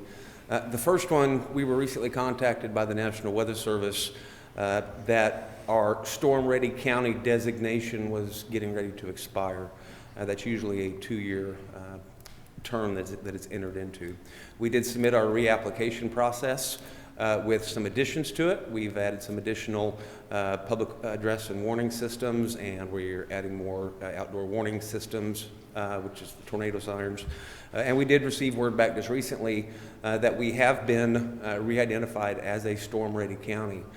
Basically what that does is it identifies all of our public information and warning tools, the outdoor warning system, the coordination through not just local partners and regional partners, but also with the National Weather Service and other ways that we can get word out to the public. So I'm just proud to announce that we have been redesignated as a storm-ready county. Stand for any questions? Questions? No, thank you. And the second item, just a huge public shout out and a huge thank you to all of our fire response and other personnel that were at the fire north of Rossville yesterday. I was up there for the better part of the afternoon and evening. It was a huge response. There were several other counties involved, Jefferson County, Riley County, Wabunsee, Potawatomi, Jackson County. I know I will probably miss somebody, but we're still gathering an entire list of all the resources that were used. But I think the coordination and the cooperation between the units from those different counties and then the coordination between Shawnee County and Jackson County, given I spent most of the evening pretty much on the county line when the fire jumped that border, I just wanted to give a huge shout out. Everything worked very, very well. The Kansas Fire Service, we did have a tanker up there for a while that was dropping water from the sky. It was the Red Cross, Jefferson County and Potawatomi County Emergency Management were on scene along with myself in order to help coordinate and obtain needed resources. Huge effort, and I just wanted to give a huge shout out to them for their efforts in getting that fire stopped. Thank you for all your time and effort last night and all the firemen that worked on it. There was even a farmer, I guess, with a disc out there that helped put out. There were a lot of property owners that were out doing their own back burns with assistance from the different fire departments in order to create those fire breaks. And then there were 2 to 3 different farmers out that had their disking units out trying to create fire breaks as well. And we really appreciate their help. Okay. Thank you, Aaron. Thank you. Thank you, Commissioner. Anyone else? Commissioner Mays? Nothing from me. Commissioner Cook? No, nothing. We did canvass votes on Monday, and none of the elections changed due to that, and finalized all the election results. And, that's all I have. We have no need for executive session, so we are adjourned.